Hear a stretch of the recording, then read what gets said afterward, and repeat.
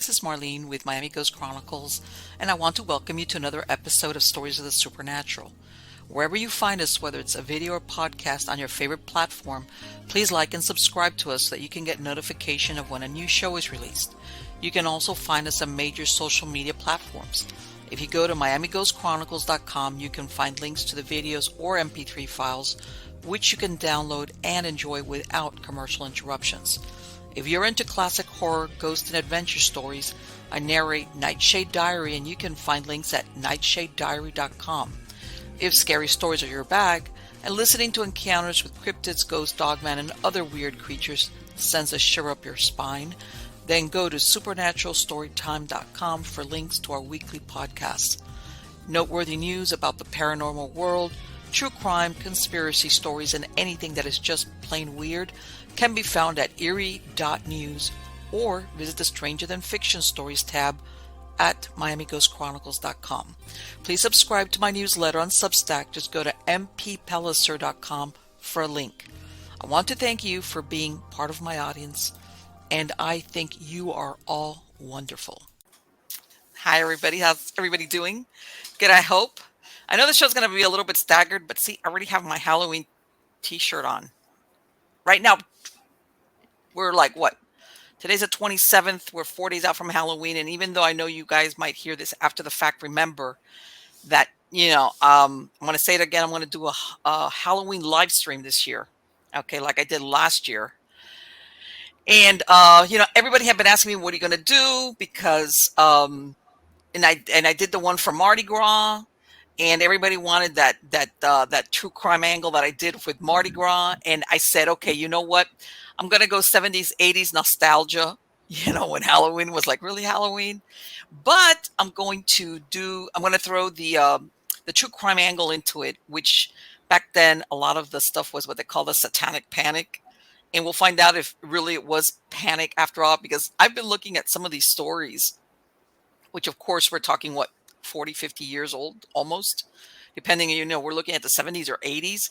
And you could tell by the way they were written back then, they were branding them, with in other words, when they were writing these stories, as they were, from the moment victims are being found, and then we fast forward into the story and how they find who was responsible or the trial.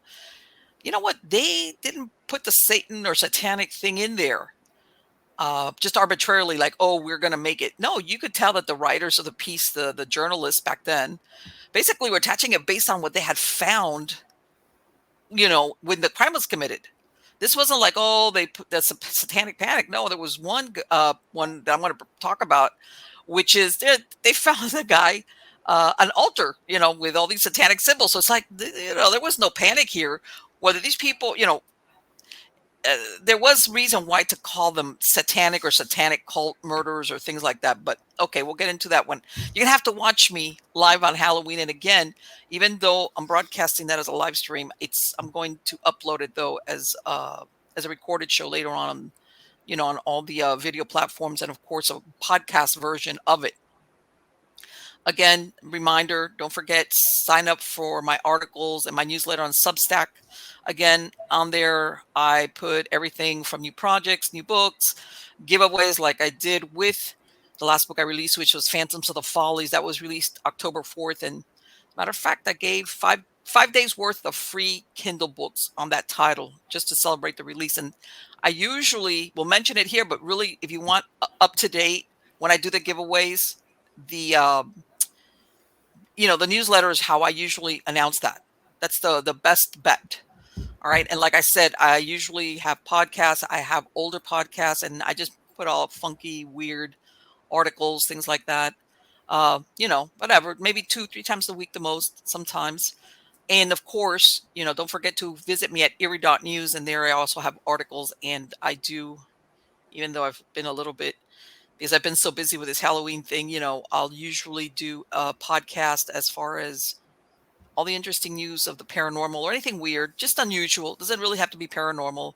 Could be ancient archaeology, just weird stuff. Believe me. And this is the thing. Sometimes we get caught up in modern, what can I say, news and stuff like that. Yeah, that can be disturbing in and of itself, but there's a lot of other stuff going on in the world that it falls into the unusual realm, and that's what I talk about on Eerie.news. But anyway, guys, let's get on to the good part.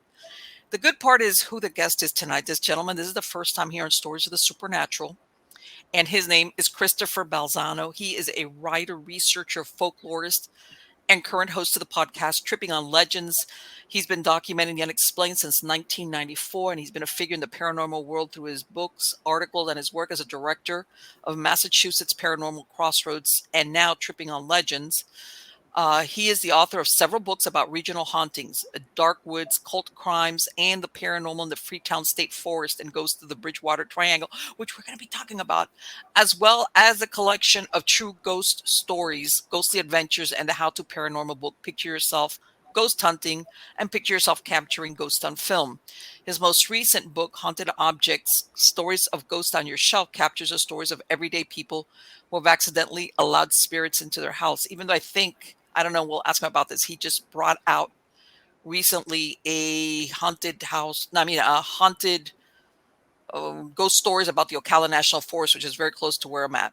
Anyway, he's been a contributor to Jeff Belanger's Encyclopedia of Haunted Places and Weird Massachusetts and was one of the writers behind Weird Hauntings.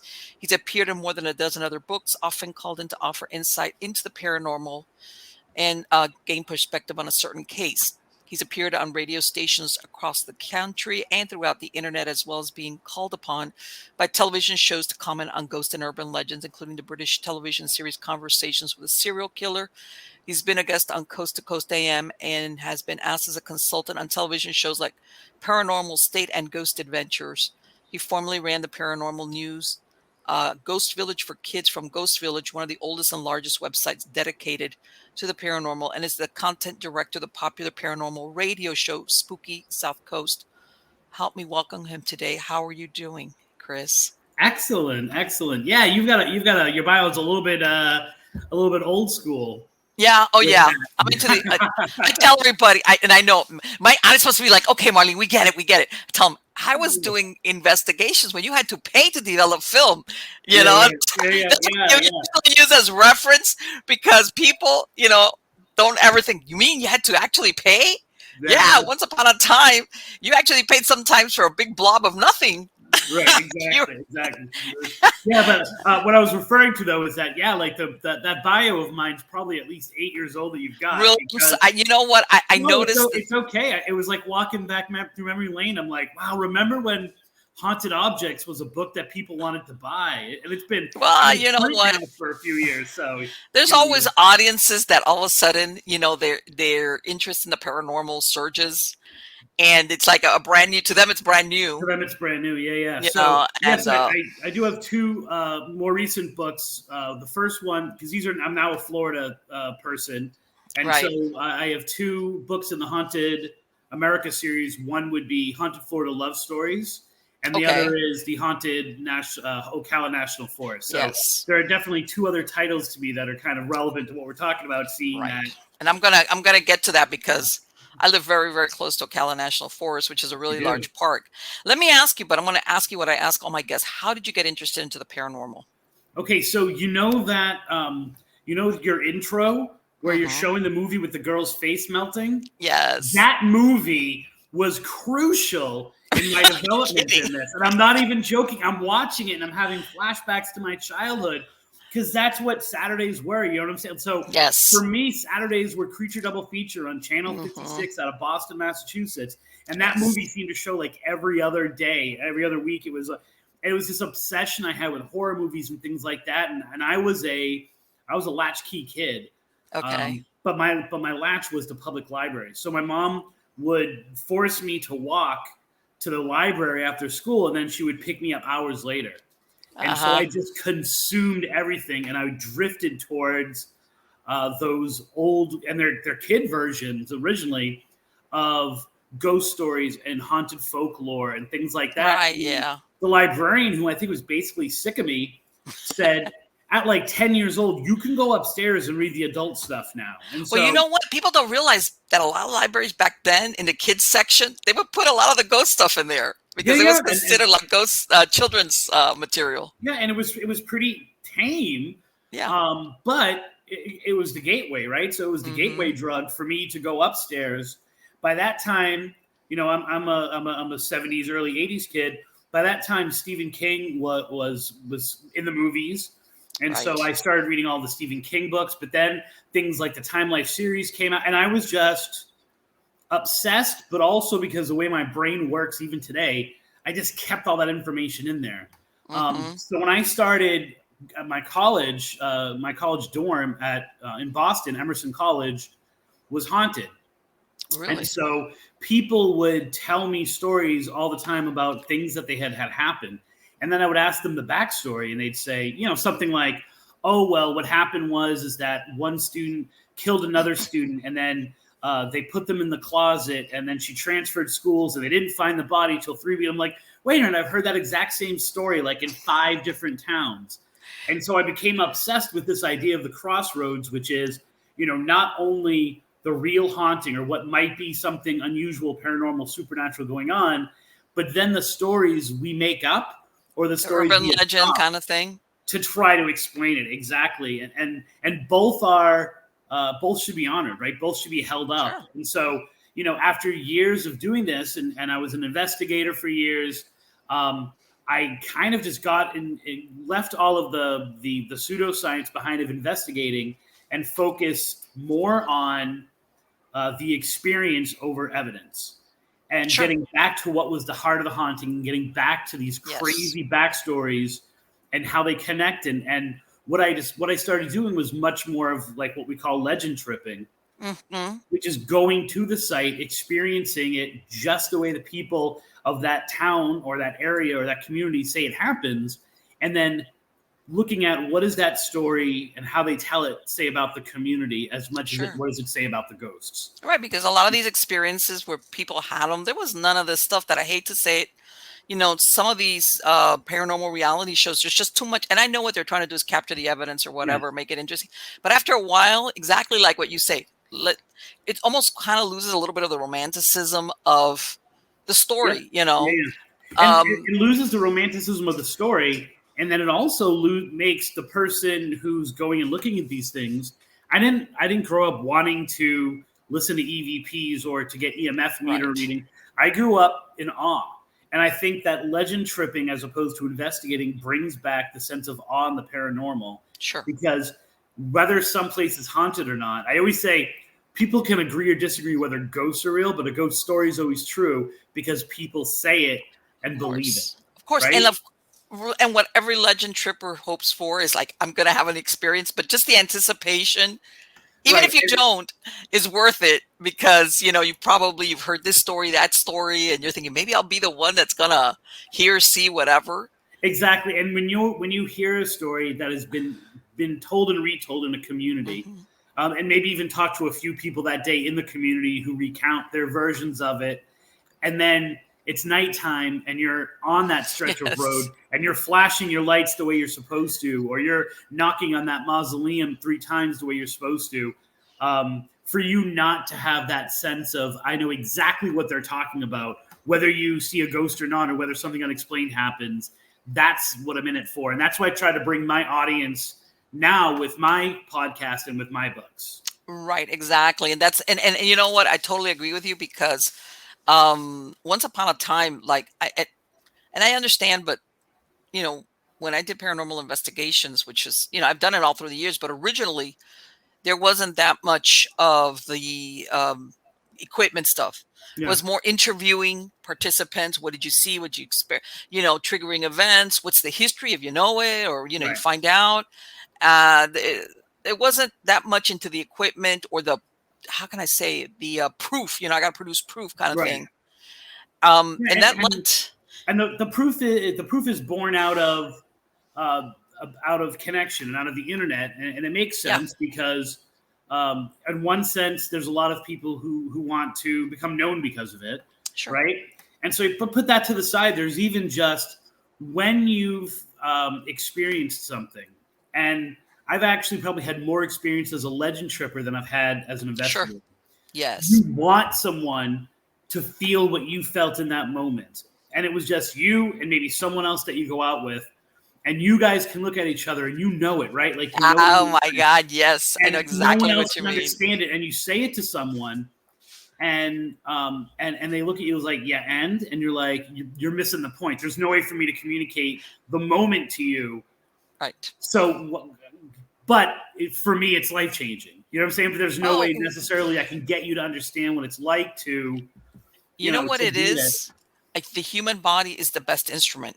It is. And I've been in enough where there's been equipment after a while, because I would work with different teams, as I was part of a research foundation, where I would feel things, after you attenuate your body, like, how when you feel certain things in your body, where I would feel something, I'd be like, oh, and then bring, yeah, 10, 15 seconds later, you feel an equipment, something goes off. Right. But you felt it in your body. That's what I'm saying, the human body. Now, the problem with that is that I can't reproduce it for you in a lab. You can't measure it.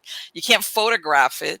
So, of course, but the human body is one of the best indicators sometimes, not all the time, sometimes, of when you're in the presence of some supernatural agent.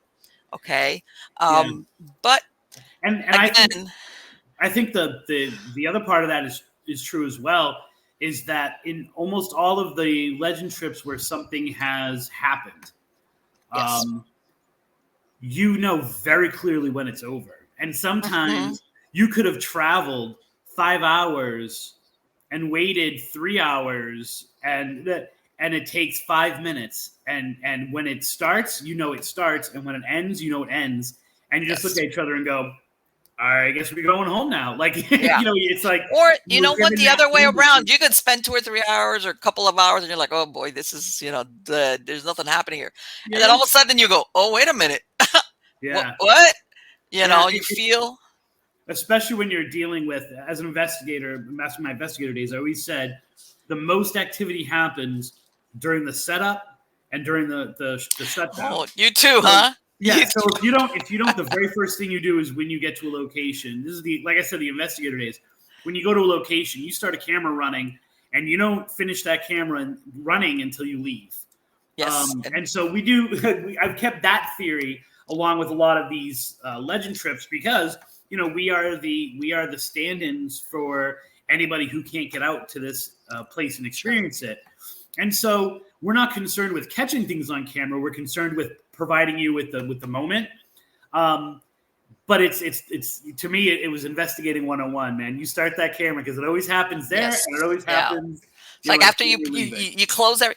And the truth was that a lot of the groups I worked with, they're the ones that were heavy into the equipment. Once we started doing stuff with equipment, so they'd be like, putting stuff away, because, you get to the point when you're ready to leave that everybody's like, all right, let's put all this stuff away, quick, right, like whatever. And I'd be like, and every once in a while I'd be like, oh man, all they're waiting for is just for that last lid to be closed on whatever, or that last camera or that last electrical, whatever, to be put away.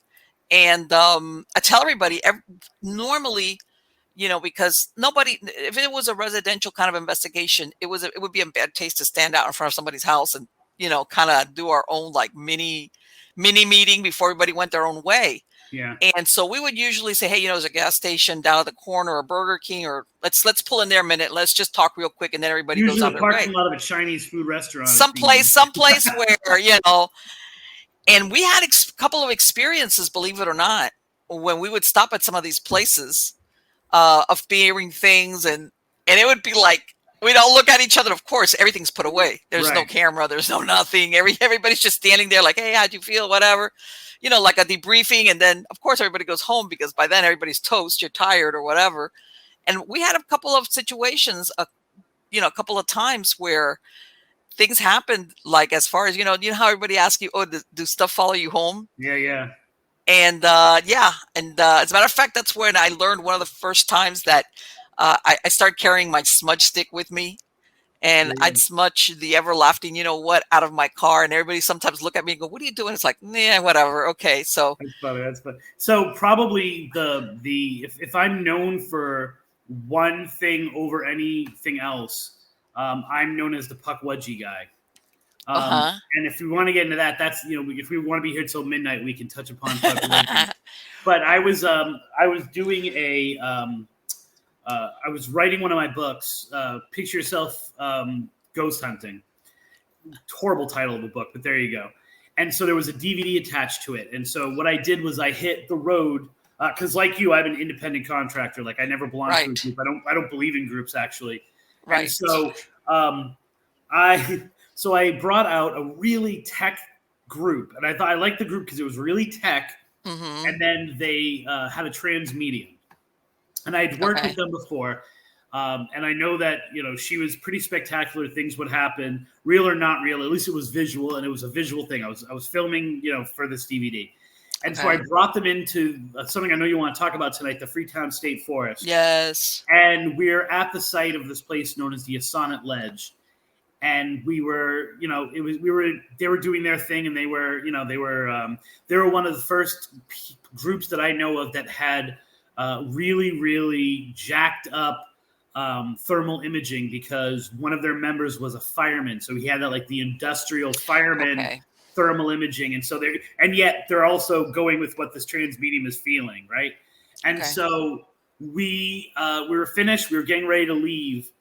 And at this place, the Assonet Ledge, literally packing up, everyone is closed up. And I got that feeling that we were talking about earlier. And I say to the trans medium, well, I say just out loud, I'm like, something is different. Something's changed. And then I look at the trans medium, I'm like, you know what I'm talking about. And I don't even get the sentence out. And her eyes roll in the back of her head. There you go. And now it's just me and her looking like something from The Exorcist. And I got to run. Get back with the camera. Get back with the camera. And it's probably the most popular or famous footage that I've ever shot. It's a YouTube video called When Pukwudgies Attack. Okay. I wish all of my stuff got as much traction as this one video. And it basically shows her being taken over by something, and then us trying to take her out, sedate her. What was it? Who's to say? Oh no! So you never really? Oh no! Like, the video's called When Pukwudgies Attack. Okay. Because we were Pukwudgie hunting at the time. And it's an area that is known for these little troll monster type creatures. Like, they're spotted there, but there's also UFOs that are spotted at that same location. There's also a ton of ghost lights that are seen there, which could be UFOs or spirits. So we never really knew. And of course, when you watch it, it's so dramatic that it looks fake. So what did she think it was? Or what's her feedback when she came?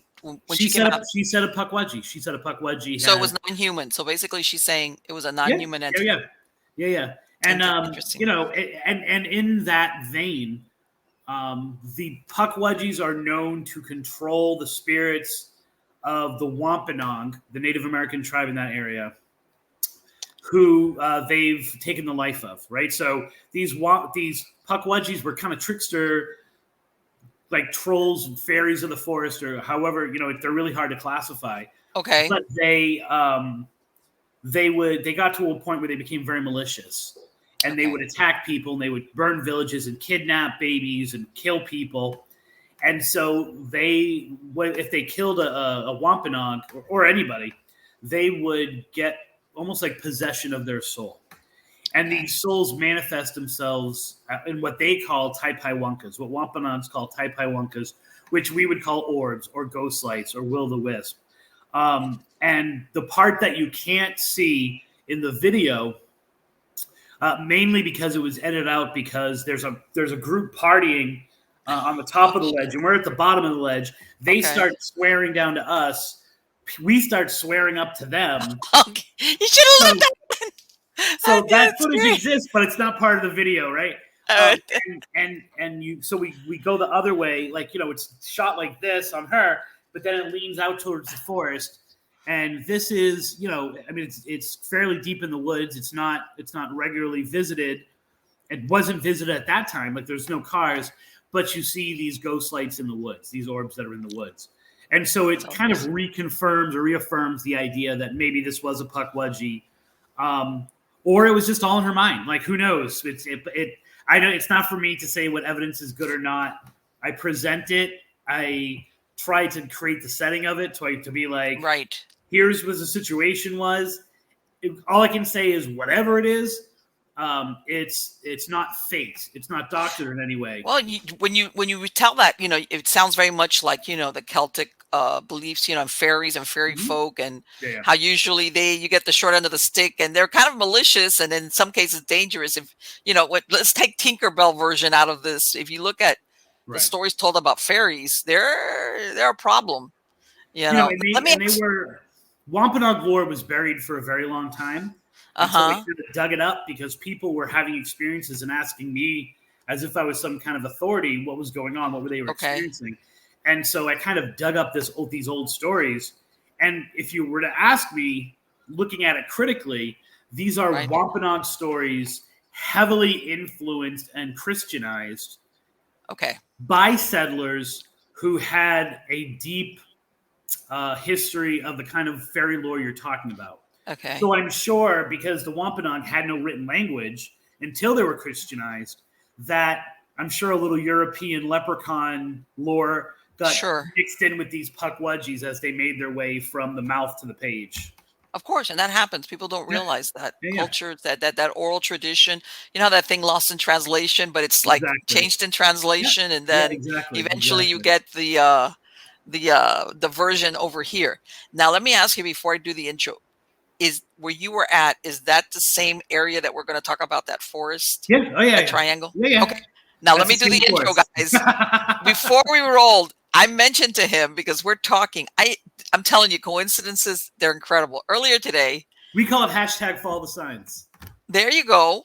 I'm watching TV and I'm like, of course, because it's Halloween, they've got all the Grizzly and all the horror movies. But anyway, I'm like, but some of these things after a while, it's like, oh, when you see the title, it's like, I wonder what that's about. It's like, all right, I already know what this is about. It's like, So anyway, I come across this documentary, and basically it's retelling about cult slaying. That's how they allude to it in the title. It's cult slayings that turn out were in the town of Fall River as in, the famous 40 whacks. She gave her father 40 whacks. Lizzie Borden, everybody thinks. But then it goes into that there was these murders, I want to say it was in the 1980s in Falls River. And I'm telling him, hey, I just saw this because he's telling me he's from that area. And then, drum roll, it turns out he knows all about this. And we were discussing what was presented on the documentary versus the reality of it. And I understand what that. Sometimes I've seen documentaries based out of South Florida, Miami, that I'm looking at. I'm like, that's not accurate. So when you live in an area, when they present certain things that it's like either you're adding or if not, you're omitting. How's that? I'll be nice about it. Instead of outright lying, you're just omitting. You're slanting it to your agenda. Right. Because ultimately, and really, they didn't overly need to do that because there's not much out there about Carl Drew and about the cult killings of that time. And let's put the setting here, Chris. Basically, this story is about at the beginning, the characters, they're all, unfortunately, they all come from broken homes. They grew up and they're all either prostitution, drug use, you name it. Yeah. The underworld, the underbelly. And at the beginning, they present to you that there's a series of murders that were looked at as having a satanic or occult, I don't know, influence, if you want to call it that. Yeah. And then go on with it, Chris, because what happens is, by the way, not everybody, most of the people that were involved are still alive. Others have deceased, but yeah, I mean, it's not, so my beginning with this was I used to work at a library and Suffolk University Law Library. And I had a great boss in terms of he loved ghosts and he would just be like, hey, go research this instead of working today. Yeah, what a great boss. And so, exactly, the best kind of boss. Because I had unlimited resources I could get anything. And so he says to me one day, he walks in and he's got his cup of coffee. He doesn't have a Robert the Doll mug, but he comes out and he's got his coffee. And he says to me, hey, have you ever heard of Freetown? And I said, you mean like South Africa, or West Africa, Freetown? Like, I know that very well. And he's like, no, in Massachusetts, up there, up in the Portuguese part. which was how he described it. And I'm like, never heard of it. And he's like, yeah, why don't you take some time and look into it and look into this satanic cop. And that was his information. He walked away, and that's all he had. And what I did was I started to kind of uncover what is the Freetown State Forest. And just for perspective, when the Freetown purchase happened, it included all of what is now Freetown, but also Fall River and also Tiverton, Rhode Island. So, people, and they're all part of a bigger thing known as the Bridgewater Triangle, which is just this area of Massachusetts where anything you can possibly imagine within the paranormal and supernatural happen. Right. UFOs and everything, right? Everything. And it's really popular now. There's a really bad, if you're talking about like getting the story wrong, there's a really bad podcast, like radio podcast out there by the guy from Supernatural, the guy who does the radio show Lore, Aaron Menke, called Bridgewater. And it's absolutely, if you've literally my research just vomited up and changed around. It's horrible. Like, right. It's like, yeah. But whatever, people like it. It's more popular than my show. So what can I say? And so I immediately got a line on this guy named Alan Alves.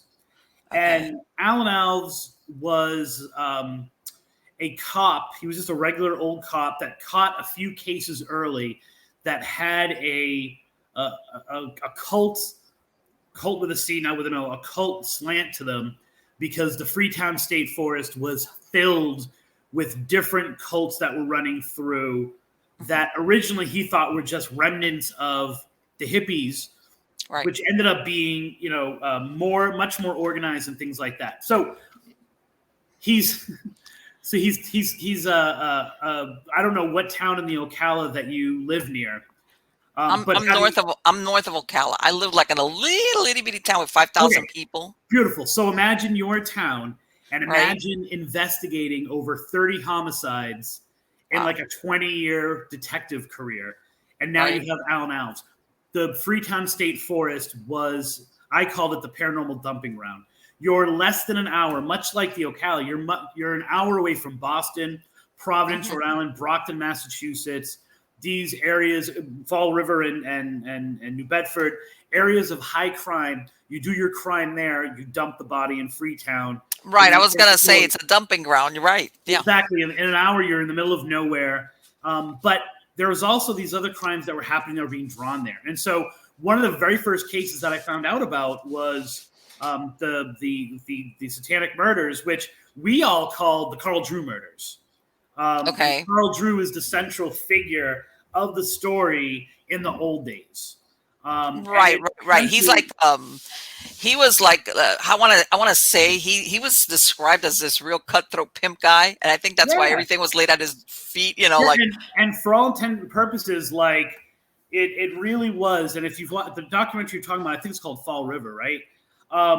If you watch it, it's misrepresenting a little bit what was going on. He was kind of a little bit of a brain, but more the brawn. He had a younger woman whose name was Robin Murphy, who really kind of was the brains of everything. Now, we were talking about the satanic panic and all this stuff. They were 100% worshipers of Satan, right? Okay.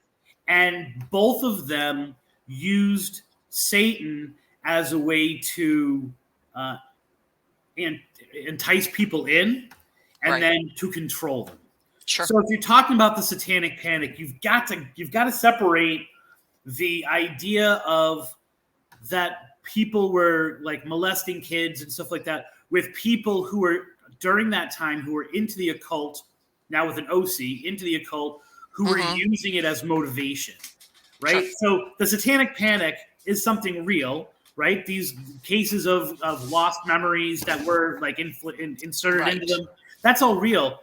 But those killings, those slayings, were not motivated by Satan, not motivated by their Satanism. They were motivated by crime. They were motivated by, you don't talk about what's going on, and then we need to silence this person, and we need to silence this person. So it really was a case of, a pimp and his underling keeping control of their women and of their criminal enterprise. Right. And that the flavor that you get of it is like, because of the occult that they've introduced, they have like supernatural knowledge. I know everything you're going to do before you do it. So it was a big psyop as well, convenience wise, you know. Right. And of course, you're dealing with people who are high 100% of the time. Yeah. And so and you also have to keep in mind that a lot of these people are coming from either Fall River, New Bedford area in Massachusetts, or have directly come from Portugal, or the island I can't think of that's right off the coast of Africa, which is also highly Portuguese influenced. There's a version of Portuguese voodoo and Santeria that is very prominent in that part of Massachusetts. I did not know to the that. point that the Freetown State Forest is known for its zombies, right? Like so Really? if that's part of your cultural background and that's here, and you're high, you know what I'm saying, and you're smoking crack, and meth is now being introduced, like in the early, in the later stages of it, and you have that paranoia. Someone who seems to know everything about Satan and has these rituals can take that power. Sure. But I don't think in any of the cases, any of the murders that are involved in there, and any of the other murders that are unsolved but somewhat connected, that aren't necessarily part of the documentary, Carl Drew had very little to do, if anything, to do with them.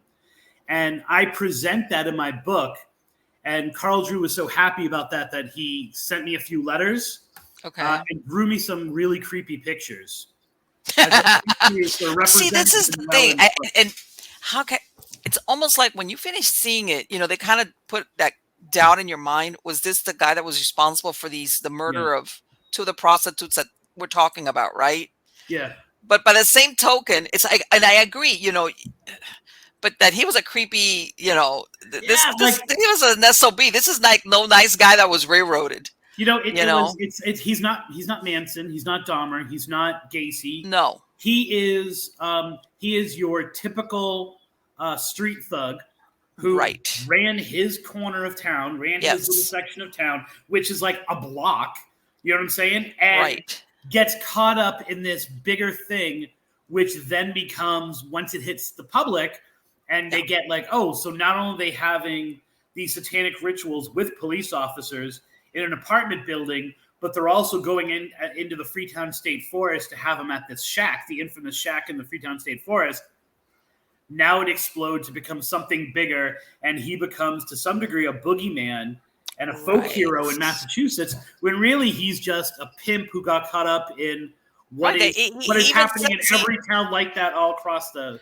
Even says that he was at that time. Well, I don't know, but I don't think that he was illiterate. I don't know if he's still illiterate, but that even during those times, because he grew up in a very dysfunctional household, and he didn't get any schooling, so he was like illiterate. And like you said, basically, it's like you do. The guy was not a nice guy by no means, but at the same time, is like, and in the process, there's people here that this happened when they were really young, like in their late teens or 20s, and now some of them, if they're alive, they're still older. Some of them changed their story, and then I think really only two of those people, like Robin Murphy. And I remember right about the time Dark Woods was coming out, Robin Murphy was let out. So they talk about in the documentary, she's let out for a while, and then she breaks her parole, and she has to end up going back in. And it was like, people were like, dude, is Robin Murphy going to come to your house? And like, Well, let me ask you something real quick about that, because I didn't understand that. And let's put this, Robin Murphy she was what, 17 or 18? Yeah, she was really teenager. She's again, she comes from this really dysfunctional background, you name it. But they're interviewing all these different police officers at that time were active, and all of them across the board were saying she was tougher than a lot of men they knew. They said there were men that ran from this girl, and she's 17. Yeah. She was ultra violent, and she also had a genius IQ. So I didn't know that part. Oh yeah, well, you can tell she's not stupid at all. No, you could tell exactly. That was and not only did she have a genius IQ, she had, because of that horrible background, a deep understanding of people and how to manipulate them. Well, she was. When you listen to the story, you realize at some point this girl or this woman decides, I'm not going to be the victim. I'm going to be the victimizer. Yeah. Enough of that. Yeah. And she turns into a super predator if you want to call it driven by circumstance, whatever you like. According to one of her stories, one of the people there that they also cast as a Satanist was molesting her since she was 11 or 12 years old. But anyway, but they were saying that basically she's competing as a pimp against the other guy, like you said. They're doing the same thing, but they're both wanting the same turf. I think in the documentary, I saw the documentary when it came out, so I was literally waiting for the next episode to come out of it when it seemed like a miniseries. So it's got to be like 2-3 years ago now. Yes, but I think it's painted in there as if they were competitors. Right. Well, is that accurate? They weren't competitors. No, it was more of they were working together. They were running in the same circles. Okay. If they were competitors at all, they were competitors in that, she was at that time portrayed. The big dog walking and the little dog hopping. Yeah. Yeah, butch. Yeah, exactly. I remember that. That would be maybe more of like the relationship.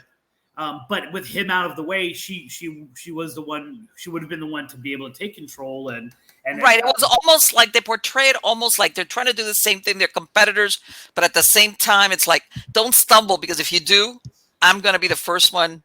To take advantage of it. It was much more they were running in the same circles and working at the same things, and she was the newcomer, and he was the at whatever 21, 22 years old, the grizzled veteran of that area. But so it it's so let me ask you something. She turns on him.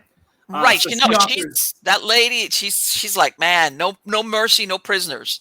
Forget it. And he looks sketchy. Like you just look at him, and he's right out of central casting for an evil person, and she is evil on the inside more, and outwardly although I think 20 years later from it, she looks like one of the Manson girls to me in all. Well, God, you must have.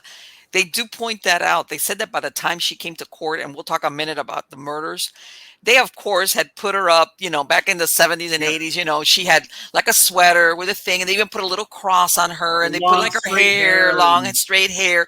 Exactly like what you described, like some of these Manson girls. Yeah. But, I mean, very schoolgirlish, like, you look at her and you go, how could she be running? She was the spitting image of like Karen Carpenter.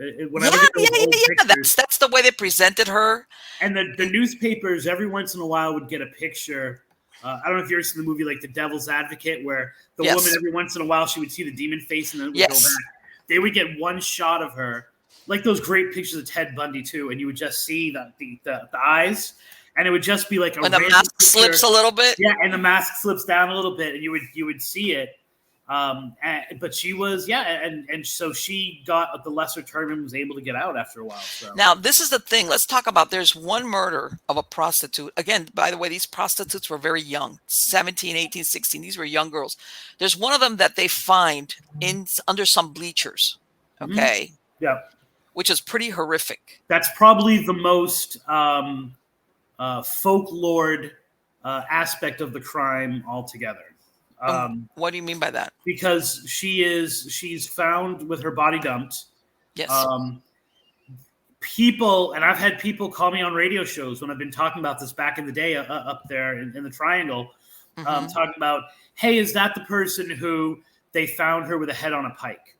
Or that her body was dumped in a church and the head was dumped in a synagogue? Hey, isn't that the one where they went out and they found the Satanist playing soccer with her head? Like all these different things. And there are, by the way, all those things I just mentioned are evil satanic crimes that happened in that area. Okay. But it's one of those things where, and I think it's the one with the M, Madison. This is the first book I ever wrote. In other words, what you're saying is all these stories, after a while, they start bleeding over one into the other. Into each other, right? So, there was a case where in the Freetown State Forest, there was a mausoleum that was broken into. The heads were taken out of the mausoleum, and the teenagers who were looking to get into like one of the bigger cults that was active in that area had done this to drink out of the skulls with the idea that you get power if you drink out of the skull of the dead. So that's a story, and that's something that really happened.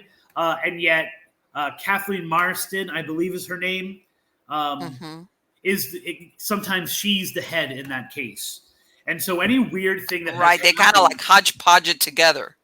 But let me tell you something. This is the thing. The how can I say it? The way they describe the murder, though, it was not somebody that they like. You know how you hear about these murders, execution style. They shoot somebody in the back of the head. Boop. That's it. Yeah. This was a pretty horrific. They tortured this person in a way. This girl. So what happened in terms of the Freetown altogether for me is that you read a case like that, and then you read a case of the high school cheerleader who was hung up and left to die. And then you read about the serial killers, which had a satanic angle to them. And you're reading about these drug dealers who set people on fire.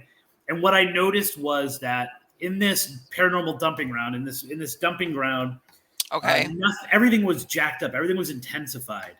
It was like the crimes were disproportionate, or the violence was disproportionate to the crimes. And so it was almost as if these people were, to use an easy term, it was almost like they were possessed.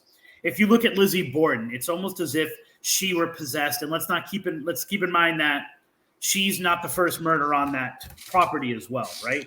So, and that was also a case where the people seemed to be out of their mind. And so I started to like roll around in my head the question of, can someplace be evil?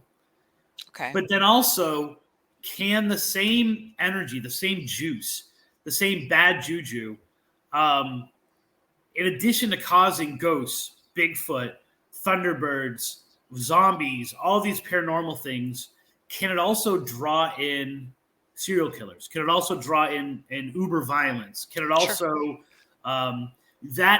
the triangle itself and Freetown to an even higher degree in Massachusetts had at that time the highest divorce rate, the highest rate of teen suicide.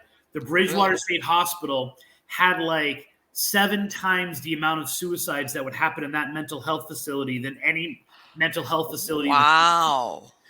24, which is the backbone of the Bridgewater Triangle, had more fatal accidents per car accidents than anywhere else in the country. Right, like the odds are like out of proportion. Right. And so it began with that question of like, are some places bad? And do they draw bad things into them? Like, are things drawn there? You know, does it not only taint stuff, but also beg this dark stuff to come in? Sure. And so that first book, Dark Woods, which talks about all of those cases, it talks about the serial killers, it talks about, you know, the James Cater murder, which I think has a satanic angle as well. What's the name again? James who? I believe it's James Cater. Kater. He was a man who had kidnapped a woman out of a town and brought her to the Triangle. Okay. And brought her to the Freetown State Forest, hung her up to a tree, and left her for dead. And she died of exposure. Oh. From reading everything, it's not. It wasn't exposure. It was probably a bullet wound. He had done almost the same exact crime in Essex County, Massachusetts, had served time for it, except for the girl got away. I was able to track remnants of a cult that began in Essex County. So think Salem, right? Salem, Mass. Right. Essex County, as they leave Essex County and they move to the New Bedford Fall River area, then all of a sudden this guy who seems to kind of be working for them shows up in the Freetown State Forest where this cult is now active. The day that he was caught, someone mysteriously burned his house down, and any evidence that was in his house of anything. What a coinkydink, huh? Now, you and I were talking right before we started about, you know, they want this cult angle because it then can connect things and stuff like that. The Cater case is the exact opposite. I talked to Alan Alves, who knows everything about it. I mean, this is a guy who was a consultant to police forces all across the country because of how much of this kind of stuff was happening in his town. And him and every single law enforcement officer I talked to in writing the book very quickly would go, nope, no occult with that, no occult with that, like no Satanism with that, nope. Because the opposite is true. Once you get that involved, now it's sometimes harder to convict people. Well, because this is now the thing, and I'm going to mention, and you know, it's yeah, one of the, I've always had books all my life, and this is, you know, one of those books that somehow you lose in the shuffle. And uh-huh, this was a book, I want to say it was either published in the 80s or the 90s. And it was written by, again, I can't remember. It's one of those things that without, and the guy, if I remember correctly, he was ex-law enforcement. And in yeah, it, he starts talking about historically how sometimes at crime scenes there's occult symbology, yeah, but not blatant. How's this? exactly, yeah, And that when law enforcement arrives, they don't realize what they're looking at. That sometimes there's messaging for, you know, if you have eyes to see about, and I guess my point is that sometimes, yeah, you have the cult or the satanic or whatever you want to call it, you know, symbology. And like you said, it's used a lot as a big psyop to scare whoever's in there or just to draw in people, whatever. But then when you do have the people that are really into it, that sometimes they do that killing, whether it's sacrificial, and they leave symbology that if you don't know what you're looking at, right, it just goes right past you. And police, law enforcement will look at it as just a regular murder, whatever. right. And I think that happens a lot. People don't realize that not every occult If type of murder if you know what you has if to you be know in your face. if you know what you're doing, so one of the greatest things Alan Allen's taught me, and I used it when I started looking at the Ocala as well, is Okay. the idea of if you see the cult, you're not seeing the real cult. Right. Because there are different levels of Yes. organization. And now I'm not willing to say like Illuminati and stuff like that level. Right. We're talking about organized crime that have an occult angle to them. The people who are working for them don't know that they're working for them. Right. If that Are makes sense. you They think they're doing their own thing, and yet right? That sometimes it depends, you know, what cog in the, where are you in the cog of the wheel or whatever. Are you right. familiar at all with Maury Terry, who wrote the Son of Sam's book? Yeah. If you look, you know, besides detailing the Son of Sam and Berkowitz, basically, you know, the theme of his book is that it was, to him, it was like a cult. In other words, it was a group of people, whether they were cultists, Satanists, or whatever, that were involved in it. And it's exactly what you described. Some of these people were just basically, they were being sent out to kill people for Right. whatever, if they need to get rid of somebody. Exactly. And it's funny because if you've watched the newer documentary on Netflix, I they haven't watched it yet. they basically tear that entire book apart. I know. I'm not sure if it was the cult called the Order or something like that. No, in some cases they call them the children, and they look at it when he details it, Yeah. which I have to give him that guy really, like Yeah. when he says something, he gives you why but they look at it as being sprung from the Process Church out of the UK. The Process is what I'm thinking of, right? Okay, which has its roots, believe it or not, in L. Ron Hubbard Scientology, early Scientology. Yeah, It was yeah. in the 60s, and then of course it goes off and does his own thing, kind of deal. So if you're running this kind of cult, and so we talked about the Satanic Panic, but guess what? There are nefarious groups out there, right? Mm-hmm. So people say like, oh, we had to have caught them because we saw an order for pizza, and we know pizza was code for something else. Right. People that high up are never going to get caught because unless they want some aspect of it caught. So if I'm running a cult of that degree, I say, Marlene, you are now a police officer. So go infiltrate them. And you, Joe, you are going to infiltrate the biker gangs. And that's exactly how they do it. I am so glad you pointed that out. You are going, wait. You are going, everybody, you're going to go infiltrate the NAACP, and you're going to infiltrate the KKK, and you're going to, and it's one of those things where no one knows, and they're never, the important thing is they're never the leaders. They're always the lieutenants who are not seen because they're there to influence the policies, but not throw them out there. And so all these things which seem diametrically opposed to each other are all built upon the same thing, which is profit and chaos. Right. Well, this is the thing. And if you read the book, and a lot of it, it describes exactly, like, maybe you might know who's right above you, but up the food chain, you really don't know. And there's one part, and where Berkowitz describes how they were trying to get him a job at what's the equivalent of dog catcher, as an animal control guy. Right. You think, what for? Because they wanted to sacrifice dogs, German Yeah. shepherds to be precise. And you might think, wow, but how much easier would it be to be the guy that works at the animal control? Right. And have access to all of that. Right. So, hey, when we get a dog that fits our needs, you're going to call so-and-so and say, hey, guess what we got in here? Right. Come and adopt it or whatever. But they do that at different echelons. Not everybody was infiltrated to be, the dog catcher, but it's that kind of idea. It's one of those things where you sound crazy when you say it. Yeah. And maybe it's conspiracy theory, and maybe it's just your mind making. But as soon as I started doing research on the Ocala and just being aware, all of a sudden you start to hear that word in every news report. Right. You start to hear the Ocala National Forest associated with multiple, sometimes daily, disappearances. Well, are you familiar with Gerard Schaefer? He was a serial killer out here in the 70s and 80s. Dude, like, you are talking to, my obsession is Gerard Schaefer. Okay. Well, that two of his, how's this? You can't convict somebody posthumously, but 2 cold cases, they retired based on the fact that they think he was the one. The girls have never been found. No, that's it. Their bodies have never been recovered.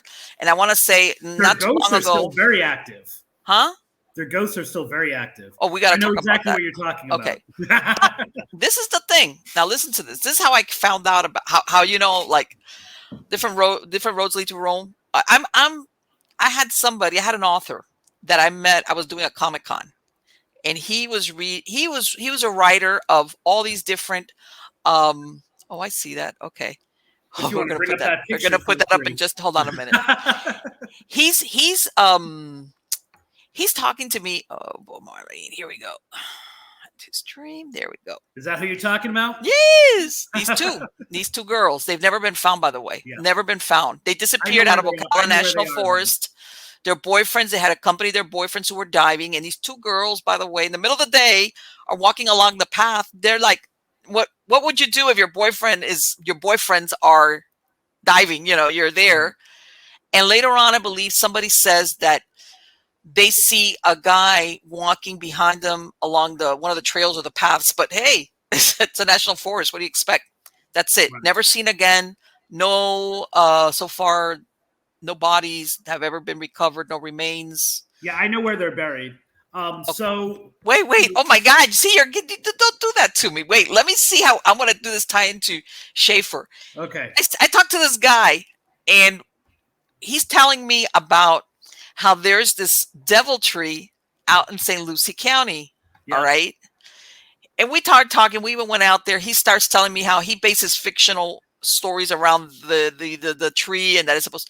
Then he comes to tell me that after he publishes this fiction book, you get inspired by true events. He starts getting hassled by Satanists. Yeah. Okay. And I'm like, oh, come on. And he's like, no. He goes, I did. I have been. And I was like, what? And then it's like, okay, what comes first, the chicken or the egg? Did this guy, he dumped women in different areas. It wasn't just specifically there. Did he go there? As a matter of fact, other than another case that I have, 2 cases I should say that I think that he's good for. One for sure. He pretty much was a Martin County, because he was a Martin County deputy. Yes. He's pretty much that side. Although he did do some work in St. Pete as well, so it's really hard to nail that stuff down. I've been to the Devil's Tree. Okay. I have Schaefer's voice on tape. Really? Which is really creepy. Yeah, I have a project called Boogeyman, which is the fact and fiction of Gerard Schaefer. So I don't know if you knew this about me, but like, I've been researching Gerard Schaefer for the last 2 years, like hard. No. I didn't. Let me tell you something. Let's face it, Florida. You know how some states, all the weirdos somehow end up in Florida. And it's one of those things, and it was like one of those things where you meet somebody, he's telling me about the inspiration for his fictional books, and the next thing you know, oh wait, I don't have the slide in this one. Okay, sorry. I you have the come slide up in another on one. Gerard Schaefer. Yeah. Then you start, and back then when this happened, I was living down in Miami. I had no idea I was going to end up living close to Ocala. And then I followed up after the initial, and I find out that finally they closed the case, the cold case on these two girls. Yeah. And they recently closed another case just a few months ago of a little girl he abducted as well. So yeah, so these two ladies are they're in Alexander Springs. Right. So they're in Altoona with their boyfriends. They don't know each other. The four, like, their couples know each other, obviously, but they don't know each other. But they're all part of this group called, one of my favorite names of all time of a group. They're the Aquaholics. That's cute. Because they all like to skin dive, right? Okay. So they get to Alexander Springs. It's too cold. Okay. The girls stay at the table, at a picnic table.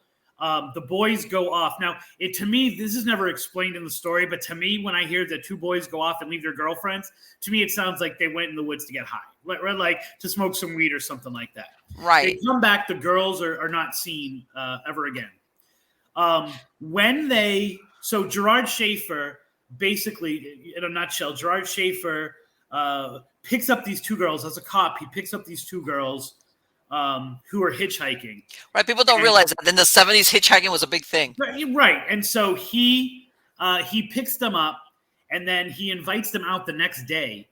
And when he invites them out the next day, he hangs them from a tree, and he essentially is going to murder them when he's called off on cop duty and leaves. Right, but it's not these girls. What did you say? Not these girls, different girls. Right. These are two different girls. Yeah. This is like 3 or 4 years after this. Right. And so he immediately tells, and they escape. The two girls escape. He immediately tells his commanding officer, like, I was trying to teach these girls not to hitchhike. I was trying to teach them a lesson. But he gets brought in, and he essentially starts serving time eventually for assault, for kidnapping and assault, right? For holding someone in. Yeah, I think the police chief realizes that's a bunch of right. Yeah, I was like, yeah. And so they, but it's still a minor charge. He's not like going away for years and years and years. But during that time, they connect him to an almost exact crime on Hutchinson Island, right, where the two women are killed. Yes. Then they raid his house, which is nowhere near Port St. Lucie. Mm-hmm. That's important because there's a broken down foundation right near the Devil's Tree that people sometimes say was his house where he tortured women, which is completely not true. Right, but people have to understand also that you go now to that location and it's a residential area, but back then there was nothing out there. Right. So, and when they go to his mom's house in Fort Lauderdale, they find trophies of dozens of cases. Yes. And so they found trophies from these two women whose bodies are eventually found in Port St. Lucie, in addition to the two women that you're seeing right there. Right, because he does away with some of even his own neighbors. Okay. Yeah. There were a few cases where he was doing that as well, and so he ends up anywhere between 6 and 130 murders. He's connected to one way or another. Now, the two ladies that you have that we have here, I'm struggling with their names. I always have my notes. If I could zoom in, I could totally see it's Narrator and something else. Right. Lechner and Narrator, I think their names are. Where I'm pretty sure they are is Schaefer's MO was to abduct from one place and bring to another. And right. And like, in other words, someplace, if he was going to torture them, where they could be screaming and nobody was going to hear him. Exactly. So it's my belief that he actually brought them to the woods that were off of Rolling Acres Road in Lady Lake. Okay. for one reason or another, and that's the other picture that you're seeing there in the left hand side of the, or right, depending on you look at the picture of the boat, is that they actually had reason to believe they were in Lady Lake, the lake at Lady Lake, and so they brought out Lake County investigators to try to find their bodies there. But I believe they were buried in the woods off of Rolling Acres Road, which is an extremely haunted section of that town. Really? That has one of the ghostly legends that's connected to it. In addition to this woman in white hitchhiker. Well, let me ask you something. Do you think, because sometimes I'm trying to look, they were like, do you think, what was it, that he used a gun to like force them out? What do you think? Wow, what was it? He was a talker, first of all. Yeah. And so, because many of his murders involve two people, right? Like two people. So how do you get control of two people? Right. Well, he kind of boasted that once he was able to do twos, it was like twice as fun. Yeah. There's a story that when Ted Bundy makes his way to Stark Prison, which is in the Ocala, he makes his way to Stark Prison. One of the first things he does when he gets there is find a way to meet Gerard Schaefer and thank him for Ted Bundy thanking Gerard Schaefer for giving him the inspiration to kill two women at once. Right, like double the. So yeah, I don't know how he would. I don't even know what his position would have been then. I don't have my timeline with me. I have an intricate timeline in my bedroom of where he is during certain times, whether he was authoritative enough to be a park ranger or to have some kind of identification. Well, see, this takes place. This was supposed, because remember, again, that's the thing about some of these serial killers. Sometimes they say they claim victims they never had, but sometimes their real number is kind of fuzzy. But I know this happened in 66. Okay. 66 for this one. And this is like one of the early ones. And again, it's like in the middle of a park, that you think with two guys, but even though the guys are not there. And I always thought, did he like pull out a gun? But if you look at him, especially back in the 60s, he had that all-American look. Yeah. Like very like handsome and clean cut and everything. He had, if you look at his history, even if you talk to like, or listen to like Sandra London, yes, who co-authored his book with him, the book was essentially a record of his crimes. He had this really weird way of luring women in and being seductive. Oh yeah, and tapping into the BDSM that was inside of them that they didn't know was inside of them. Now, I'm not saying that's what happened in the park, but he had whether he just could read it or whether he brought out something that was in just a lot of these women naturally, that abuse, that connection between sex and violence, he did a really good job of getting a lot of women willingly in line with that, which, sometimes was able to satisfy his that side of him for times. Well, this is the thing. You hear that. Are we a kids show? Can we say BDSM on? Oh my God! Yeah, whatever. Okay, but sometimes I get those mixed up myself. Yeah. What is there? Sadomasochistic or binding or whatever. Okay, don't worry about that. But it's like everything goes here. The thing was, early when he was a teenager, they interviewed his teenage girlfriend. Yeah, and she's saying how in the relationship, lucky for her, it ended. He wanted to play act like a rape. He wanted her to act like, I'm raping you, and he also had, I believe, also a fetish with wearing women's underwear and that kind of deal. Yeah. And then he kind of like got worse as he grew older. It's really interesting because I would like to know if this woman is still alive and what she thinks. But he had an older woman when he was a little bit younger who trained him how to deliver pain, and that her kink was to be raped, and she trained and molded him to fill that fantasy for her. And that's what, and you always think about what comes first, the chicken or the egg, because I mean it's but then again, he took so naturally to it that it was something sure, like, oh, this is wonderful. I don't know, It's really, but and that's the interesting thing about Gerard Schaefer, which is why it's been this focus of mine for so long, is that there's so much. First of all, there are so many sites of his murders that are connected to ghostly legends or haunted sites. Right, because and this is the thing. He was like, again, people have to remember that a lot of these locations that you look at them now, they're populated. Yeah, but they weren't then. And Rolling Acres is a great example of that.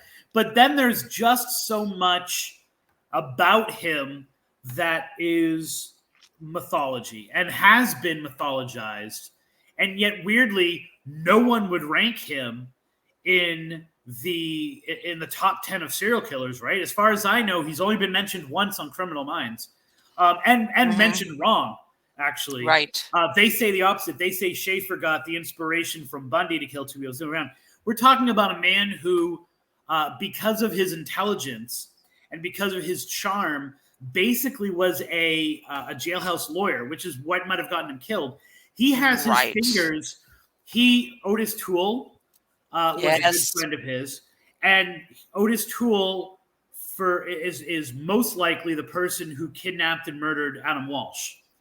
Right, exactly. When they were in jail, once the elder Walsh founds America's Most Wanted and starts to become popular, Otis Toole started sending him ransom notes, saying, if you want your son's hand or if you want your son's head, right, I remember. Give me a certain amount of money. That was Gerard Schaefer who was writing those letters for Otis Toole because he was illiterate. Well, this is the thing that, and I believe he was like subpar a little bit on IQ. Otis Toole, he was like, yes. That's a very diplomatic way of saying he was illiterate and below the intelligence of the average. Right. It wasn't just that he was illiterate, because there's people that are illiterate but they're real smart in the sense of being smart, but no. And this is the thing. If you look at it, in reality, Gerard Schaefer predated Bundy, and he was already in jail. But from what I understand, that some people think that he might have gotten killed, which was what happened with Gerard Schaefer. He was killed by another inmate because he had developed a kind of a little bit of being a snitch. It was one of those guys where, which is why part of the reason why he was able to offer detail. He was very dichotomous in that he would say he would boast of these numbers, but then if someone would write, he would never say the word serial killer. He would always use the initials SK. If someone wrote a newspaper article or a book that mentioned him and used the word serial killer, he would immediately sue them, including he was throwing those frivolous lawsuits around like frisbee. So and he was good at it too. What else he got to do? He was worked, so he knew a lot of what was going on in the jail and other criminal enterprise that were going on outside of the jail, because he was acting as a lawyer for a lot of these people. My personal opinion is that it had something to do with that, just like you're saying, or it also might have had to do with. Do you know who Danny Rawlings is? Yes, of course. Yeah, the Gainesville Ripper. Yep. Also has a connection to Schaefer as well, because Sandra London was his fiancée when he was. Well, see, this is, and I heard that after Sandra London dumped Schaefer, she was into her bad boys, and I mean bad boys. Yeah. That after she dumped him and went off with Rawlings, so she's trying to square a deal with a book. That then Schaefer comes after, threatening her. I'm going to do this to you. I don't know what he's going to do because he's incarcerated. But yeah. And so there's a lot of smoke and mirrors with what Schaefer may have done, might have done. There's this one case where he's accused of kidnapping these 2 girls, and their bodies are never found. And I'm actually able to find evidence that not only are they not dead, they were never kidnapped. Which one? Are these the ones from the beach at the ice cream truck when they were little? These are the ones from the West Coast ones. What you just said describes like 5 of his kind crimes. So it's like not the one in St. Pete that he eventually gets kind of snagged on, but the other one that's on the other coast. And that girl, I'm able to track like her life. She ends up becoming it's a very big deal. She marries Florida's vampire, Florida's most famous vampire. Yes, I know who you're talking about. Ceremony on Halloween and stuff like. And you look at the pictures and you know it's the same girl like 20 years later or 30 years later. And it's that kind of stuff that follows him around everywhere. Like there's story after story about these weird things. And the framing of what I'm working on with it is that I think that he is the leading candidate for probably Florida's most popular and most covered, in a way, unsolved murder, which would be Little Miss Panosofsky. You think so? You think so? I think 100%. 100%. Everything about that. And the weird thing is that for those people who are listening who don't know anything about the case, every time the case is mentioned, everyone is obsessed with who she is. Yes. But in every documentary, the 2 unsolved mysteries they've done about, the countless documentaries, they never mention suspects. All the time is dedicated to this fascination because she is a roadmap of forensic psychology and our advances in it, right? As we've gotten better, we've gotten a better handle on who she is, but no one ever talks about who did it. Okay, this is the thing. She's discovered, that there still is a Greek diaspora over on the west coast of Tarpon Springs, all that. Her dental work, it was crazy, right? Was found to have, it was done in Greece. In other words, she, how they try to figure out who's this person, obviously, but they don't have any type of, so, of course they look at dental work and they look at the type of dental work. And they also look at, especially in her case, levels of isotopes, different types of isotopes. Right, exactly. Like what was she eating? I'm an English teacher. I don't know what I'm talking about, but I know it's isotopes. I know that word. It's right. They're trying. Remember, this is, not like now that DNA and the genome and all that. This is prevalent. The only thing they got to go on is fingerprints, and if that person's never been fingerprinted, there goes that. Dental, and like you said, what did she eat? How long ago? Right. Et cetera, et cetera. And I remember that basically everything with her that they could look at went in a dead end. Okay, which was, looks like she wasn't really born or raised here in Florida. Not really. Yeah, so they've recently, like in the past 5 years, they have isolated the town in Greece that she's from. Okay. They've spoken to people who essentially say this, a very particular person went to America, and around the time, if I'm doing my math, what is it, 1962? I know, or is it 72? Whatever it is, it's 62, I believe, or 60. We just came up on the anniversary of it last year. Okay. That she disappeared at that time, and so they think they know, or they might know, who she is. But based on all of that work that they were able to do, they basically found the town in Greece that she's from, and were able to connect with people who are talking about a missing girl who came to America, or missing woman, I should say, who came to America and matches all of the other things, like had the baby, had this certain surgery, all these other things that go along with it. They've shown them the composite. So the interesting thing for people who don't know the case is, as technology has developed over the years, it's been applied to the Miss Panosofsky case. And so you see, here's a portrait, here's a sketch, to we've used her bone structure to develop this digital image, to we now have a 3D image, to right now I've seen those 3D images that are wow. They're like so it really is. But in all of that, they never talk about who did it, who might have done it, who the suspects are, right? And so she's found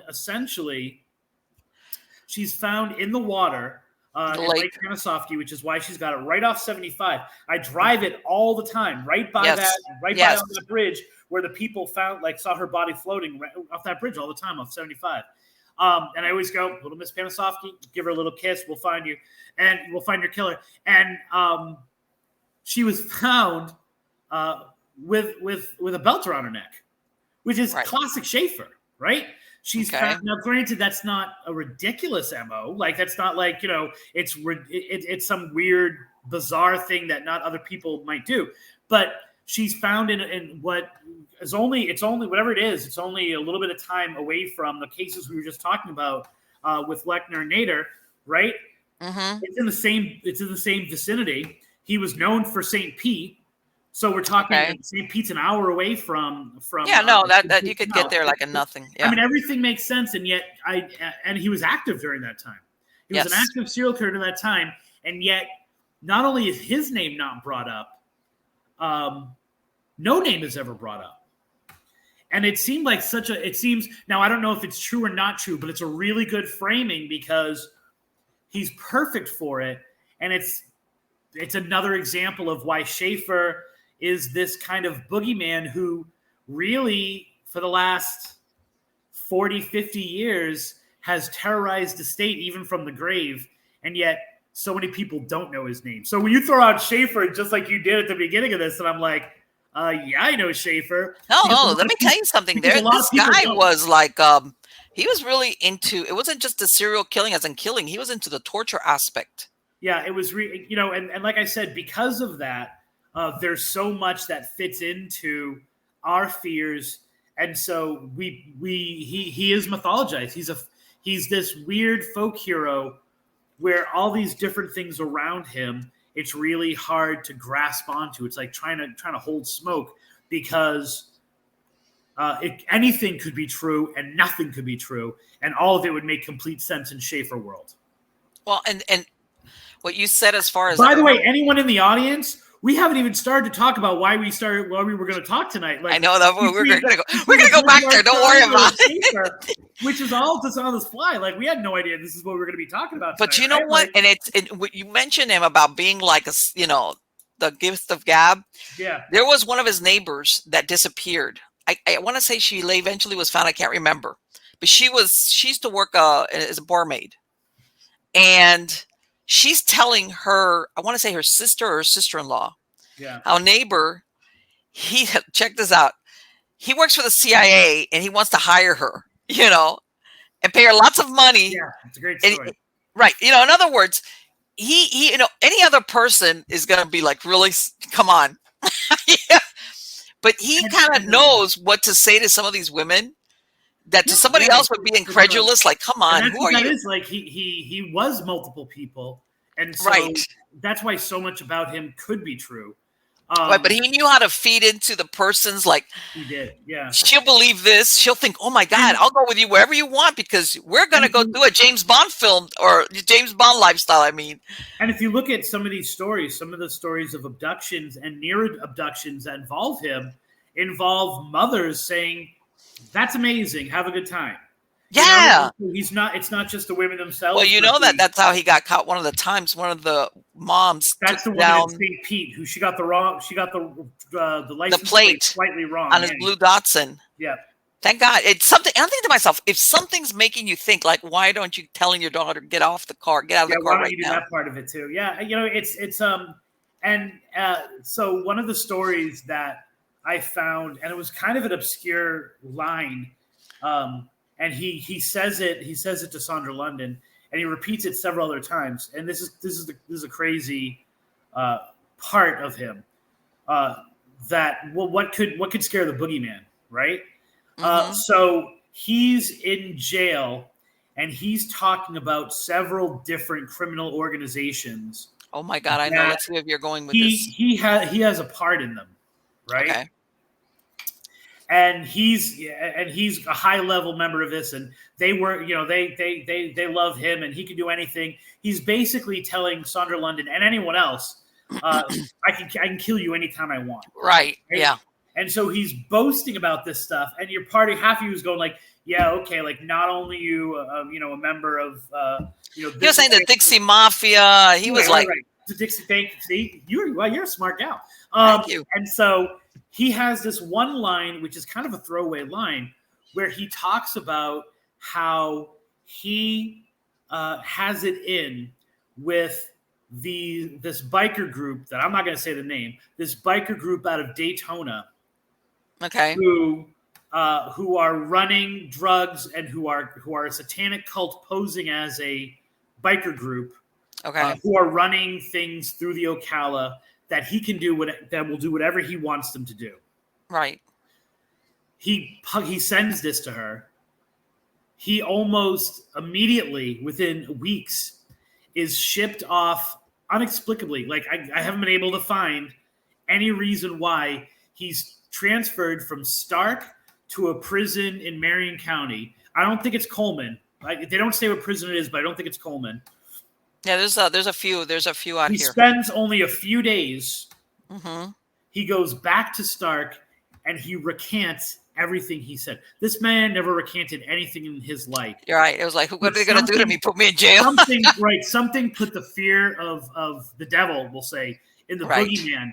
Now, I'm working on the Ocala book, and I'm making it in my mind as I'm starting to work on it. It is Darkwoods 2, right? Okay. So it was going to be this combination of the same thing: the cults, the crime, and the paranormal of the Ocala. Okay, we're gonna hold this this Ocala because I'm going to ask you something real quick.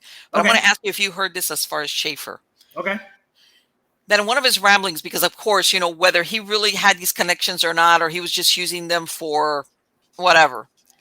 One of the times, you remember, I don't know if you're aware that his dad, that he had a connection with child porn via his dad that was on the outside, and he got busted. And I mean, the cops were trying to use him as an informant, but at the same time, he's running his own child porn and posing as a woman, sending letters out. One of those deals. In one of these things, one of the detectives says that he's aware of child trafficking. Okay. And these people that would take and I'm thinking to myself, that what they do is that when they wanted to, they would take these kids. When I say kids, I'm not sure how old they are, but they're alluded to as children. Yeah. They put them in a boat, and whoever wants to go and do whatever they want, but they take them out. 12 miles off? Once you're in international waters, you're out there. Now, what happens is when they're out, he's saying this because I don't know if they were listening to his conversations or whatever. What they do is they chuck these kids overboard. Okay. No witness, no victim, no crime. And I'm thinking to myself, I hate to say this sounds very cold-blooded, but let's face it, if you're abusing children or child trafficking, this is not that far-fetched. All right? Except, and you had me up until the chucking part because the Ocala has a deep history of child and adult human trafficking. Right. And you wouldn't chuck because that's chucking. That's literally throwing money off the boat. Well, in this case, and he says it like that, but I'm thinking this is not, but it's not, if you think though that you might have how can I tell you, if you have a client that says, I don't want any loose ends. Okay. Sorry.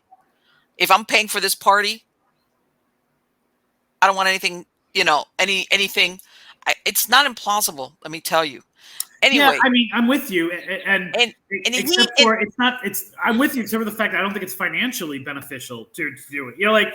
In other words, that person who's making that request is in so deep with the society that they understand that's money lost. Well, the way I looked at it when I heard that, I wouldn't say this is your average child molester on the corner. Chester the child molester. Right. I'm looking at it as if somebody can pay to take out some type of yacht or something out into international waters, we're talking somebody that's got deep pockets. You see what I'm saying? Yeah, and I would also agree that that I think that paying extra to kill those children is not out of the realm as well. This is somebody that's like that being part of the thrill. It's so weird when we hear echoes of this type of thing and it makes sense to us. And then, like I said a little bit ago, when you start to just absorb the number of times that the Ocala is mentioned in terms of disappearances, in terms of he was last seen. It's funny, like I listen to almost as much, probably more true crime podcasts than I listen to spooky podcasts. And if it mentions Florida, I'm like, it's just really. Let me ask you something. What can you tell me about the Rainbow family? So the Rainbow people, they start in the early 70s here. Yes. And they are, and I want to start off by saying that a true Rainbow person is amazing. And so for people who don't know, they are people who across the country and around the world get together in national forests, and they have essentially what amounts to a week where it's very much like Burning Man. Like, they come with limited resources, they share the resources, there's music playing. Of course, there's a lot of psychedelic drugs and things like that are going on, but it's this communal living, getting away from all of the trappings of the modern world, getting in touch with nature. Historically, even the Ocala Rainbow people have had very little run-ins with the law. As a matter of fact, in most places, not so much in Florida, but in most places, the rangers are almost always every year waiting for something to happen and waiting to bust them on something. But it doesn't happen. Now, in Florida, they don't go away. And so there is a faction of rainbow people who are up to what might be considered sketchier things. They're not true rainbow people. They just wear the clothes and walk in the circles. Then there are other occult and cult members who attach themselves to the rainbow people. Sure. Or identify themselves as rainbow people but aren't. Those are the people that are causing the problems in the forest. Those are the ones who are running the drugs. Those are the ones who are running the people. There are several cases of, and I would have my notes with me to tell you, like, I've got case after case after case, these names. When I said I was writing a ghost book about the Ocala, I had, dozens of people who contacted me who wanted me to look into the missing person cases of different people. Right. That are not rainbow people, but they look like them, they act like them, they've infiltrated them. And so they are identified as rainbow people, and even outsiders were being like, rainbow people. Because they don't know if they don't know any better. Right, because they don't know. Like, what, I'm a teacher, right? If I go in and a troublemaker is with a whole bunch of good kids, and the troublemaker is causing trouble, I assume everyone's causing trouble, right? Right. And so there's an association that happens there that's unfair at times. But that said, you still don't go to like the towns. You still don't go to like Astor or DeLand or like Paisley and buy deodorant from the CVS without checking it to make sure rainbow people haven't used it first. So. Well, did you hear about the one that got? I want to say it's been 2 years now. He got killed. Supposedly they're out in Ocala, and some guys drive up in a pickup truck, shoot him, and leave. Yeah, and it's an uneasy balance because. Well, you know what? There's more to this. This guy is with a group of people, and this is what I've heard. I haven't followed up on the story. Yeah. Supposedly these 2 or 3 pickup trucks, I don't know, a bunch of guys come and they kill this guy in front of everybody. They leave, and nobody knows anything. The police have interviewed all the people there, and nobody knows, can't remember, one of those. Like, and I'm thinking, wait a minute, this guy wasn't done away with by himself, where there's no witnesses. Yeah. So that leads me to believe that it was one of those, like, let me just shut up. Yeah. And I think it sounds to me, and I don't know the details of the case that you're talking about, so I'd love for you to send me the information. Sure. To me, it sounds like one of those situations where the townie people were associating the rainbow person with a crime against someone that they knew. And it sounds probably, just by your basic description, like the young kid who disappeared a few years ago without his dog. And that's what happens, right? You associate a crime that happened to you with this rainbow person. So whether that rainbow person is the one that did it or not, that's who you vent your anger to. Okay. I can say. Well, I'll tell you what, this was right. This was back in, I'll tell you real quick, February of 2021. I knew that it was. Yeah, that's actually fairly recent. Yeah. It was fairly recent. And that's why when I looked at that, as a matter of fact, it was around this time that I realized I had no idea what the rainbow people were. Yeah. And there was a shooting. And I'm looking at this now, I still think it's still like unsolved. Nobody's ever been arrested for it. And and that's kind of stuff that happens because they're associated unfairly. I think for most of them, they're associated with this sinister element that is lurking within them.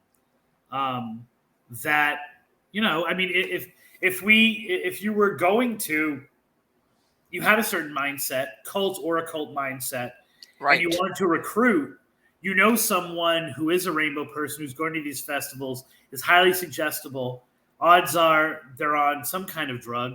They are as easy a victim to influence to a new way of thinking to get them into your cult as possible. So there's just a lot of moving parts with the rainbow people and what they could be.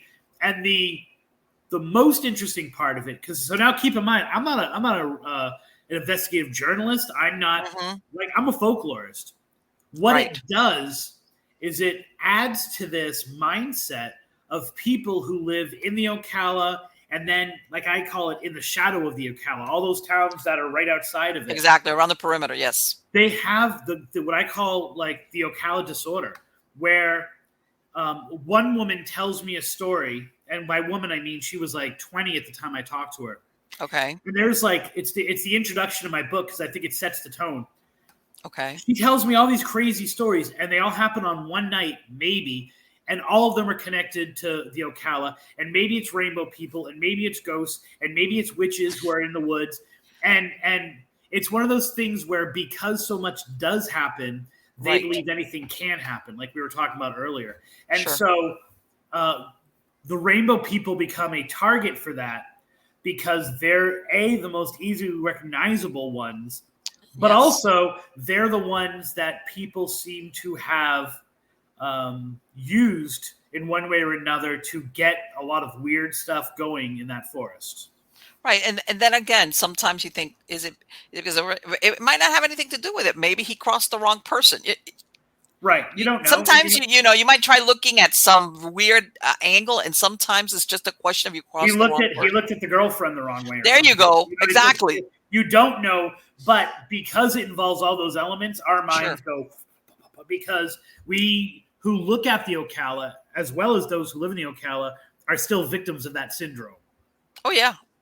I've traveled through the Ocala all the time. I'm very, very close to it. So, and you hear all these things, and I mean, especially when you talk to the people around here that have been here for a really long time, because usually Ocala National Forest was known for hunting, for hunters. This is where you would go to hunt. Especially if you were going for the wild pigs and the deers and things like that. I mean, I had family back in the 70s who lived in Tampa, which is where they would come to hunt, would be in Ocala National Forest. This was the place to come to.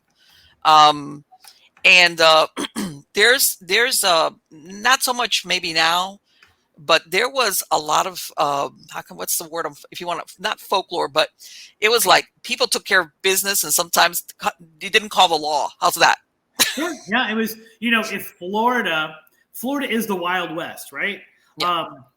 Post Wild West, because everyone who got into trouble in the West came to Florida to escape, right? There's a lot of frontier justice. We think even when we talk about like the Seminole Wars and the Seminole tribe themselves and things like that, we think we're talking, like Squanto and the Wampanoags from the 1600s, and we're not. We're talking like 150 years ago, 60 years ago. This is Florida was the place that no one really wanted, right? Like it was right. No, you had a lot of people coming in like post Civil War, right?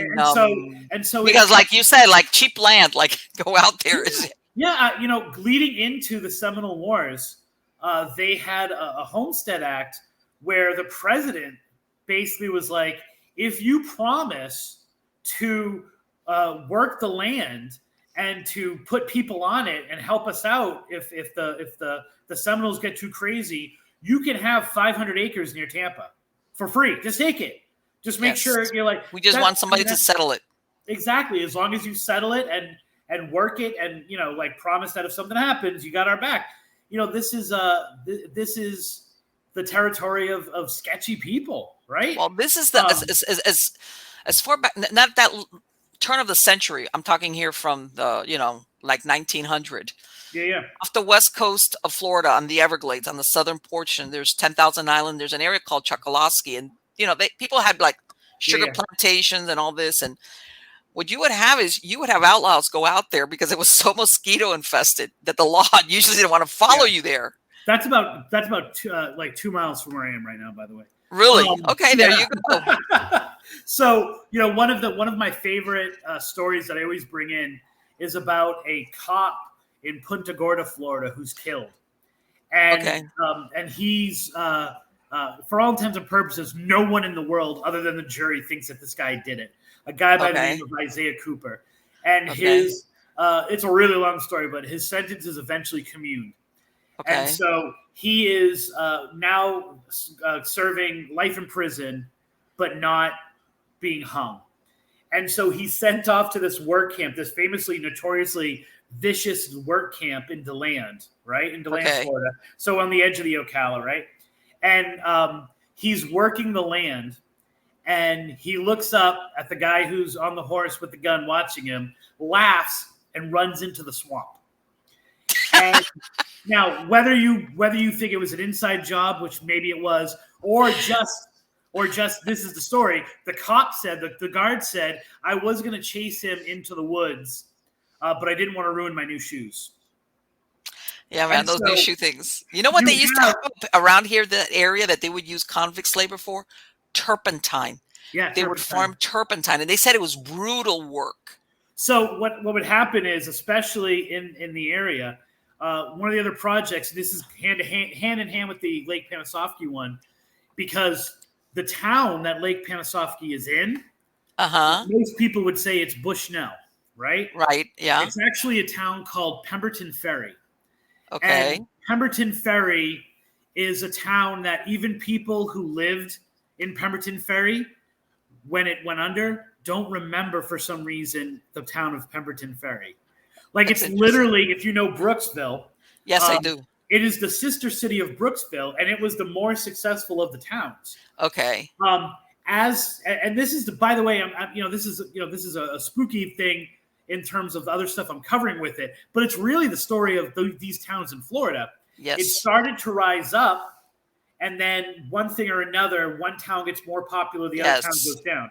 And so it's Pemberton Ferry, which was much more successful originally than Brooksville. Once it starts to fail, enter the New Deal, and the government was just confiscating miles and miles of land. And so the federal government took over much of Sumter County and mined it for turpentine, and then left and completely wiped out the history of a lot of the things that were on that land. And that happens when I talk Central Florida, I always talk Central Florida, not Central Florida, not Orlando, but the things that are not from north to south. Right. The thing is, people out here, there's been the phosphate mining. And I mean, there came a point where, and of course, like the citrus industry also, but believe it or not, back in 1885, they had a freeze. I've seen pictures of icicles hanging.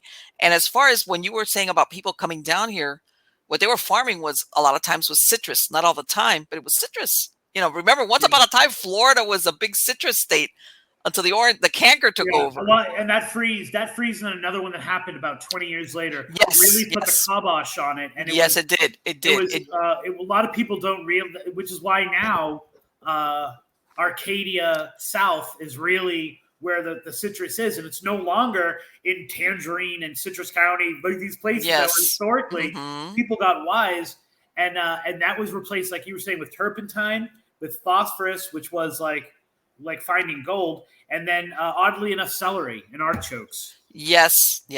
Celery Avenue. There's it's like an unusual thing. Most people don't know that about as far as. I think I could actually almost write a book called Celery Hauntings, because I have enough ghost stories that revolve around celery. Yes. That could almost constitute their own book, because people don't realize. What is it? Is it Sanford? Isn't it out of Sanford that they have the celery? Yeah, Celery except Road. The Phantom White Horse on The Celery Phantom Road. White Horse that was buried there. Yep. But you know what? It's really funny because like when you were talking about roads, like I grew up in South Florida. I mean, I was all over Florida, but I grew up. Yeah. You were talking about in Massachusetts, well, in Ocala, but in Massachusetts, well, that Fall River area where these areas are used as dumping grounds. South Florida, there's that US 41 that connects between the east and the west coast Miami. of Yep. Miami Trail. Let me tell you something. That was infamous for many, many, many years. This is before the cocaine wars in Miami. I'm talking way before as a dumping Yeah. ground. Yeah. If the insects, the crocodile, or I mean the alligators or the insects didn't get it, don't worry about it, because if they ever found anything, there was no way you would have remnants of remains. Yeah, I was just talking to my students today because they were talking about there's a road right where we are which goes parallel with 41 called Burnt Store. Yes. It actually intersects at some point with 41. Yes. And I was talking to my kids about Burnt Store Road, and they were saying something I was like, oh, you're like, that was, we used to call that Serial Killer Row. And I'm like, well, why was that? I'm like, because serial killers were known to dump bodies onto the side of the road of Burnt Store Road because the hogs would just eat everything. Yeah. And so, it was notorious. And I had a brother-in-law who worked for Progressive, who would say that stretch of road, Burnt Store Road, had more accidents on the weekend due to hitting hogs and hitting animals than any road in the state. Yeah. It's no coincidence. As I'm finding these ghostly legends, and as I start to do this work, I start to uncover all these towns, these small towns with their own ghost stories. Oh yeah, it's no coincidence that I can, when I drive down 41, 41 to me is there's this ghostly legend, and there's that ghostly legend, and there's that ghostly legend. When I go down 17, right, it's the same thing. Like, yep. There's the Richardson children, and we're coming up on Bloody Bucket, and like, yes, that these two roads, which are off of the main road, they snake through these small towns, or the heartbeats of these small towns. 17 more small town because, do you call Sarasota and Venice and these places? Well, that US 27 was called, even by the troopers at the time, Bloody 27. I didn't know that. No. Yes. And because back then, remember the turnpike and all these highways, this is more modern times. Right. Usually these roads that were basically sometimes going through desolate areas, whether it was the Everglades or just in the middle of nowhere, these were the 2-lane highways. That's how tourists got around. And usually, you had 41 to take you from the East Coast out west to where Naples and all that area was. But yeah, US 27 was known as Bloody 27. And what does 27 run through? US 27, it'll take you straight into Miami. But if you take it meanders through Central Florida. It'll take you around Okeechobee Lake. Okay. And those little towns that are around Okeechobee Lake. And then it comes out and it'll keep on like US 27. It follows basically the same trail as 17. Well, 17 is a little bit more on the west coast. I was going to say, but more towards the east. Yeah. So like it goes Clewiston, Moorhaven, places like that. It goes through Clewiston and then it starts gumming up north. Okay. And it takes you like through Immokalee, Belglade. It keeps going. All these little towns, like you said, some of them are barely clung on. Some are gone. Yeah. Forget it. Yeah, and then some of them, actually took off, as far as, but that's where you come across towns like Laredo, which is literally just Florida with the F chopped off. Which is a ghost town, right? You come across like Anderson, all of these places, which I do a story about a coyote woman, right? Okay. And it's this ghostly legend that's told in this one section of the Ocala. Actually, I can bring up the picture if you want. Yes, send it over to me. Boop, boop, boop. Let's see. Is she in here? There she is. And so it's told, it takes place in the town of Wildwood. Wildwood, Florida. Mm-hmm. That's where the turnpike ends. Except for the fact there is no Wildwood, Florida. In Lake County, there isn't, right? Yeah. because no one can quite get the town. The best I can identify is that it happens in Paisley. Okay. On the way to Lake Door, from Paisley to Lake Door. But that area itself, and I could do, if you want me, I can tell you the legend. I can tell you the coyote woman. Yes, of course.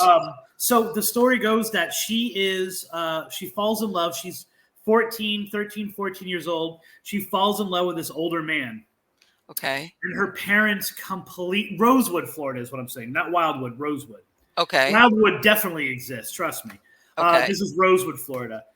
She falls in love with this older teenager who's 17, 18 years old, and her parents flip out because he's black, right? Okay. And so they absolutely refuse, especially the father, to allow them to be with each other. And she sneaks out of her house, and he sneaks out of his house, and they meet in this cemetery in Rosewood. Okay. And, you know, they kiss, and I'm sure that's all they do is kiss and hold hands, because that's all teenagers ever do. Her father finds out, and he threatens to send her away. The mom convinces her to not, but there's so much anger in him that he's walking through town and he sees the kid and he starts to beat him to death. Oh my God. And no one in the town is helping, right? No one is like interfering in this. Right. The white people in the area are forming a circle cheering it on. The African Americans in the area are like too nervous. He brought it on himself. Yeah, they're like. And so he drags him off into the woods, and he's never seen again. Some people say he leaves the state or he goes down to Miami. Mm-hmm. Other people say that he's dead, he's killed and like just left in the woods. Right. She's walking through town a little time later. She sees the blood, and she's asking people, what's going on with this? Like, what? And no one will answer her. And she finally gets out that he has beaten to death this man who she loves. And she's like, well, why didn't anybody help him? And she's like, and they're all kind of like half laughing, half, embarrassed. And so she runs back home, gets her father's gun. And when her father comes home, she, says the name of the man she loves, and she shoots him 3 times. Oh boy.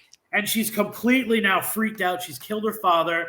She knows that something bad's going to happen. She knows her mom is going to come home and she can't stand to see her mom. So she runs to the only place that is safe for her, which is this cemetery. Okay.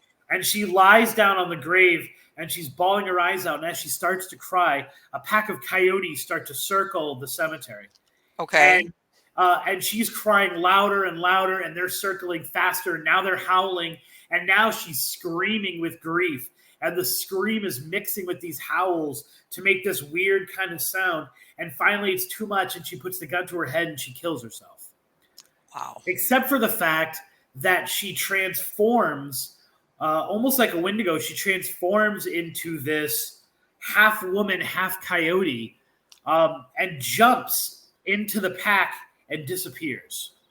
And it's said that she still stalks that woods looking for men who do bad things. That's the way that it's phrased in the story. And that's to account for a lot of the disappearances that are in that area.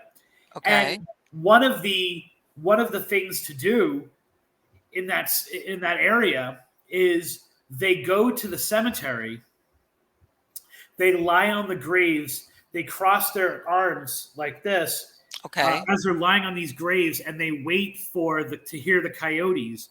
And the last person to leave the cemetery, to not freak out by doing this and leave the cemetery, is the winner, right? He's the big man. Yes. And so you think it's a story, it's a folklore, it's a cautionary tale. The name Rosewood probably comes from Rosewood, Florida, which is on the West Coast. Right. Which is the site of the famous Rosewood Massacre, where they burnt an African-American town to the ground after this shootout and everything. So there's a racial thing there that might have transferred over into this story. Right. But this kid says him and his friends used to do it, and every time they did it, they would hear the coyotes. There would be nothing, and then all of a sudden, as soon as and what's out there? Is it like a family cemetery, or is it an actual? That's what kind of got me talking about it, because they say Rosewood, but some say it's Paisley. Yet it used to be called Shockley, Florida. And Shockley is actually the name. If you can see, kind of slightly, the smaller picture down here. Shockley is the name of that cemetery because the Shockley family, which it's a family cemetery. Is they used to run the town. So before it was Paisley, before it was anything else, it was kind of known as Shockley Settlement. So right. Yeah, that's what you got for establishing a settlement. Exactly, yeah, and that's things got named after your family. Exactly. So you have places like Deltona was called Saulsville. You know what I'm saying? Like yes. You have all of these places, especially in Central Florida, that were named after the person with the most money or the biggest plantation, the biggest settlement, until it became something else. So when you're tracking these legends, they hit on different towns. Right. That's why you have all these somethingville, town. Exactly. That some variation. And you're looking for a town name that no one has called it that for 100 years, yeah. And it's gone through several different things. Like one of my favorites is a ghost story out of the Panhandle in a place that's called the name of the town used to be called Coon Hill, but now it's like called Chickamauga. But now it's not really called that; it's called something else. And so you're trying to track this legend that you hear about this place, and you're like, it's 3 towns away from what it used to be called when the story starts. Right, because that was the thing. Also, some of these names were official, but not really. Like everybody knew what the name of the town was. Yeah. So even a place like I was saying, Narrator, which is spelled Florida. It's like I always say it's called Lorda, Florida. It was originally Istapoca, but then the other town on the other side of Lake Istapoca, they wanted to call themselves Istapoca. Yes. So then it was called Cooper, and then it was called Sunnyvale, and then it was called until they finally settled on Narrator. But who gives a crap? Because 20 years later, the town went under. Right, and I know sometimes when they got a post office, it was a big deal because that meant you were like, and the power that post office had to name that area was absolute. Yes, exactly. So Narrator, Florida was named by the postmistress, and what this does is it creates not only an atmosphere for folklore because, people say that Narrator, Florida went under because of a witch's curse, right? Really? That there's a witch and there's an amazing story having to do with that. But the fact of the matter is it was a small little town. World War II happened. Half the people who lived in the town went to go fight in World War II. And like 90% of those people, once they got a taste of what life was like outside Florida, they ain't never coming back. Like some of them died in the war and the other ones went, why would I go back to this small little town in Florida now that I have a taste of what the world is? Sure. And so the town started to fail. And as it got worse and worse, they put more and more emphasis on this witch who had died in the town. And so, boom. They cursed it. What did it say? No, she cursed them. Yeah, exactly. Yeah. So what happened was that one of the men in the town approached her and wanted a love potion. Okay. And so she agreed to make him this love potion. They met at the bridge over Arbuckle Creek, and she upped the ante. This is the story. She upped the ante, and instead she wanted his firstborn child for this love potion. Oh, boy. And he completely flipped out, and he ended up throwing her off the bridge where she gets impaled on a tree that's in the swampy water, right? Okay. He pulls her out. He weighs her body down, and he takes off. He's supposedly never seen again. The townspeople find her because her body doesn't stay, right. It floats up. It floats back up. And so they take her out, and they had been using her for her remedies and all this stuff like that for years, right? But then when it comes time to kind of honor her afterwards, they're like, she can't come into our cemeteries. She can't. So they kind of bury her in town, but not in a cemetery. There's no. Let me tell you, back then they were real particular who they allowed to be buried in a cemetery. Now people driving on that stretch of road, in Arbuckle, driving over this bridge over Arbuckle Creek, start seeing her ghost on the bridge. Interesting. And they're driving through her. They're getting into car accidents, trying to swerve not to hit her. As this is happening, more and more people are leaving town and more businesses are going under. And so they're like, it's got to be because of the witch. So they do the only thing that they consider honorable, which is they dig up her body and they bury her in a different town, right? We're still not going to bury her in a cemetery. Right. So it's great. So but no, the sightings keep going on. The sightings keep happening. The sightings keep happening. So they dig her up again, but this time they burn her, they cremate her, and they scatter her ashes in another county. The haunting is still happening. The ghost is still being seen on the bridge. It's like they eventually burn her house down, the shack that she used to live in. Right. But it's too late. The town goes under. The ghost is still there at the bridge. There's also maybe the ghost of the man who killed her and his son. Oh my God! Still at that bridge. The story remains. The ghost remains, but the town is not there anymore. It's gone. It's gone. Yes. Yeah. And so I love those stories. And the moral of the story is two things. One, if you're going to build a town, don't build it on Lake Istapoca, which means the land where people die, the water where people die. That's what it means in Seminole. So never build your town next to the lake where people die. Right. And two, and this works a lot better when my kids are here to do the punchline, but and number two, never fall in love. Thank you. It's like, yeah, that'll work. No. Yeah. Well, so if you remember the old Woody Woodpecker cartoons, if Woody had just gone to the police, none of this ever would have happened. Of course. If you had not wanted to fall in love, you could have saved the entire town. But unfortunately, it's like you. Yeah, you know what? It's really funny though, but you always hear those love potions. Things always go wrong somehow. Always go wrong, right? You can't mess with fate, and you can't mess with love. Sure. Even the genie in Aladdin says you can't make someone love you. Right, exactly. I think that's very. I'm gonna circle back all the way back to real quick. Yeah, Chris, to the original, which was that the Fall River murders. Yeah. Okay. Because you have an inside scoop on this that was missing. Like I said, it's so fresh in my mind because I saw it. Do you really think then, because both of these people are in jail. Yeah. Okay. It's important to note that Robin Murphy is not in jail for the murders, though. Right. No. Well, she went and then she got out. What was it? Why was it that she was sent back in? She violated her parole somehow. Yes, violated her parole. So she violated her parole less than 10 years ago because it happened after my book. She was still in jail, waiting to be paroled. Was paroled when I moved down here to Florida, and then she violated her parole somehow by committing another crime. And so she's back more for her parole violation than for that actual crime. Right. And then I believe there were other crimes that were attached to it. Right.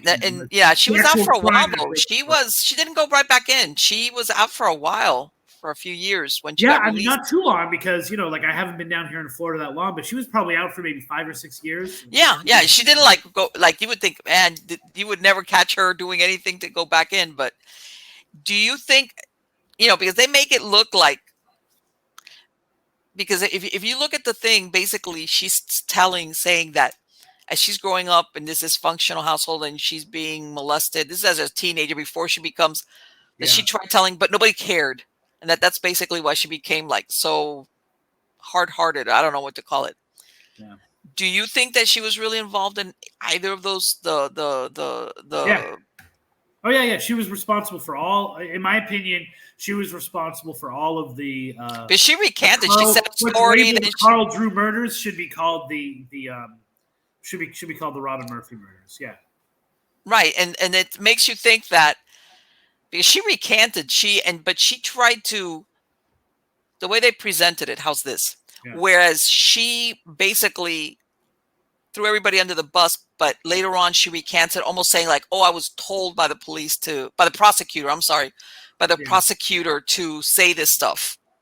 All the information I have from the people who worked the case, the people who knew, the people involved, Robin Murphy was the mastermind. Right. She was the one who was pulling the strings. She was a master manipulator. She had psychological and sexual control over men and women. She was innocent enough to let her in. She had the cops post when the murders start. Well, one of the women that's murdered is supposedly her lover. Everyone was a lover. Right. Well, she's. No, I'm with you, but it's like that you would think. nobody, it doesn't matter. Yeah, That I mean, was it but it's didn't also important to protect understand her, that in other all words. of that area, it was very free and loose. The relationships, everybody knew everybody. Like Right. to think that anyone could have done anything in that community, and not everyone would know about it is crazy. You know what I'm saying? Like they talk about Kenny Pont, who is the lawyer that comes down to Florida in that Right. story. Everyone knew everything what was going on with him. Everyone knew that he was making child pornography. Everyone knew that he was running drugs. What's his name? DeSilvo, who is the cop, I'm sorry, not the cop, the DA, right? Yes. Who's so tough, he backs down on a lot of this stuff because his wife, who is a newscaster, gets busted several times in sketchy situations in Oh boy. cocaine deals. You know what I'm saying? Like, Yeah. There's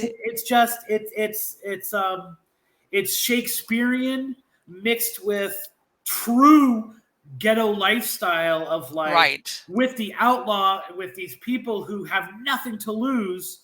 Everyone knows everyone's business.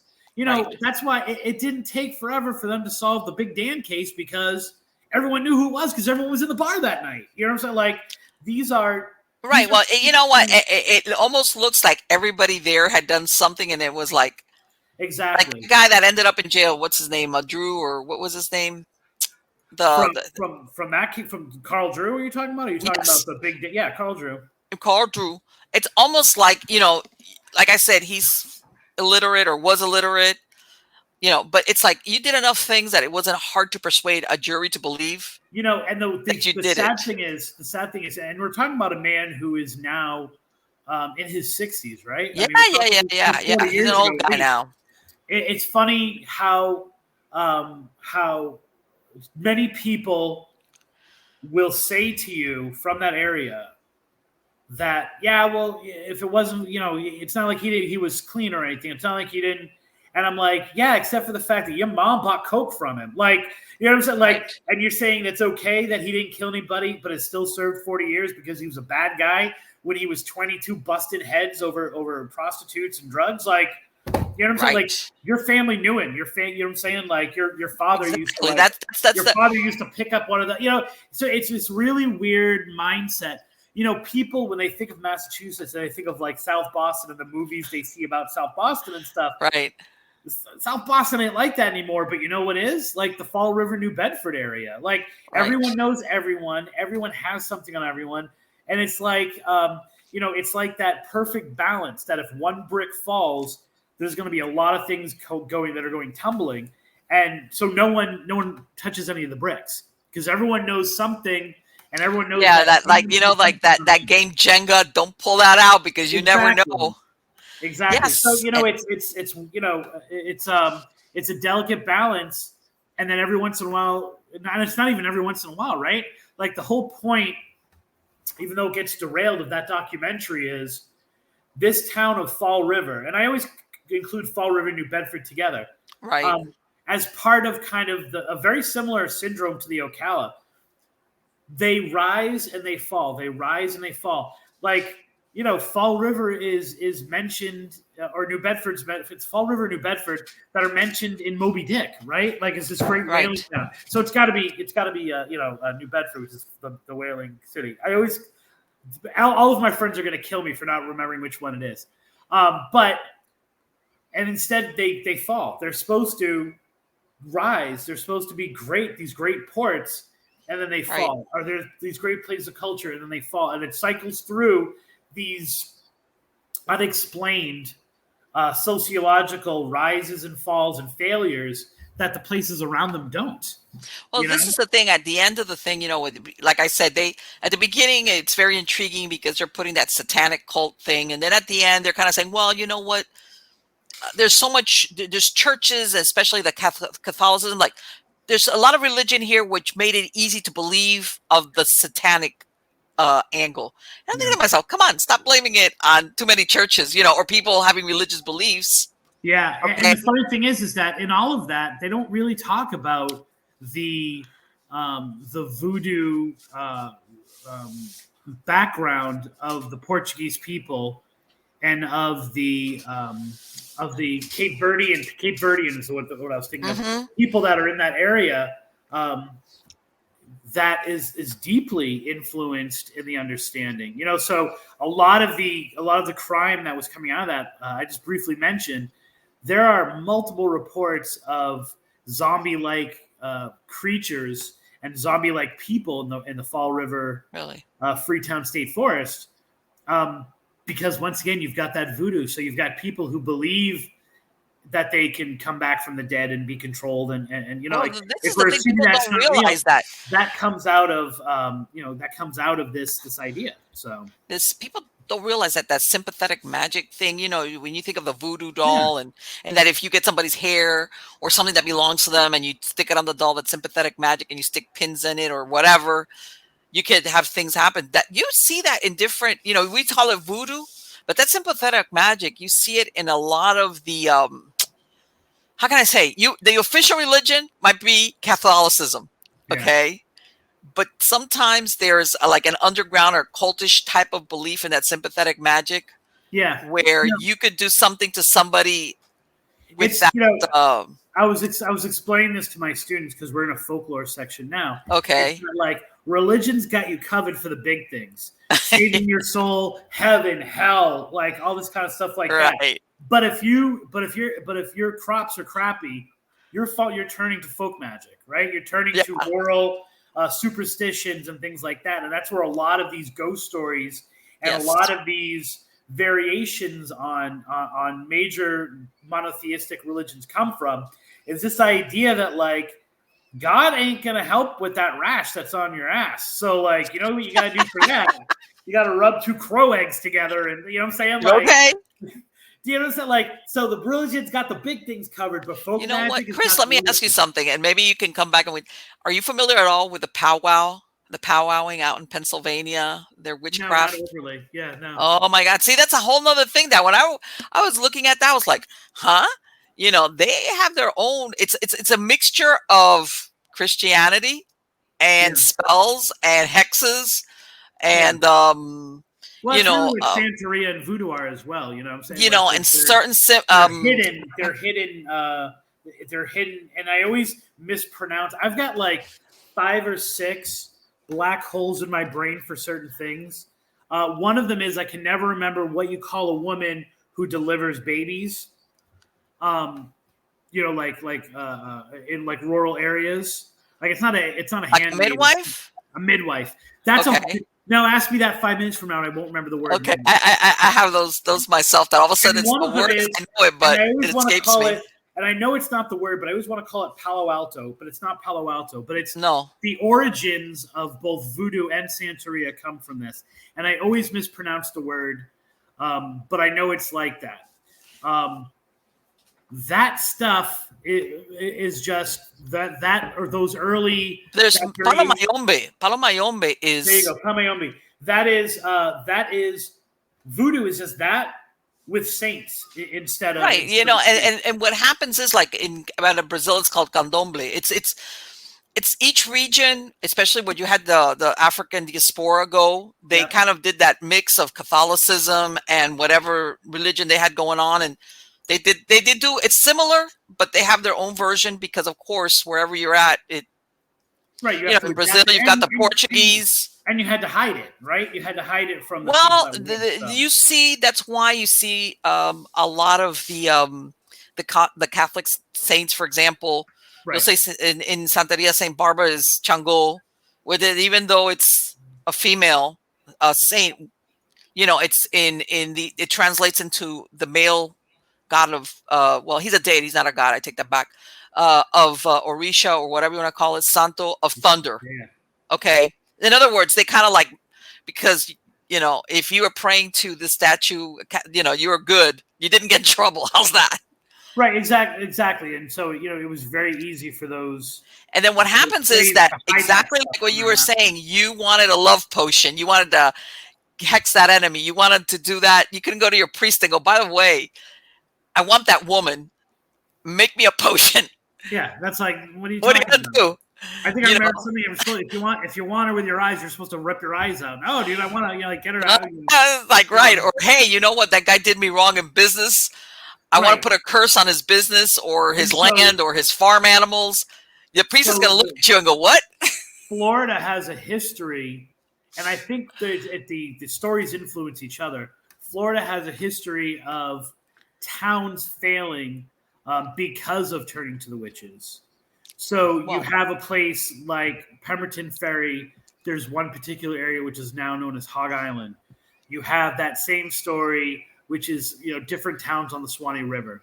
You have that same story in some of the old turpentine towns and railroad towns in DeSoto County, and you have it in Narrator, Florida, because it's very easy when then things change to say, "My God, why have you forsaken me?"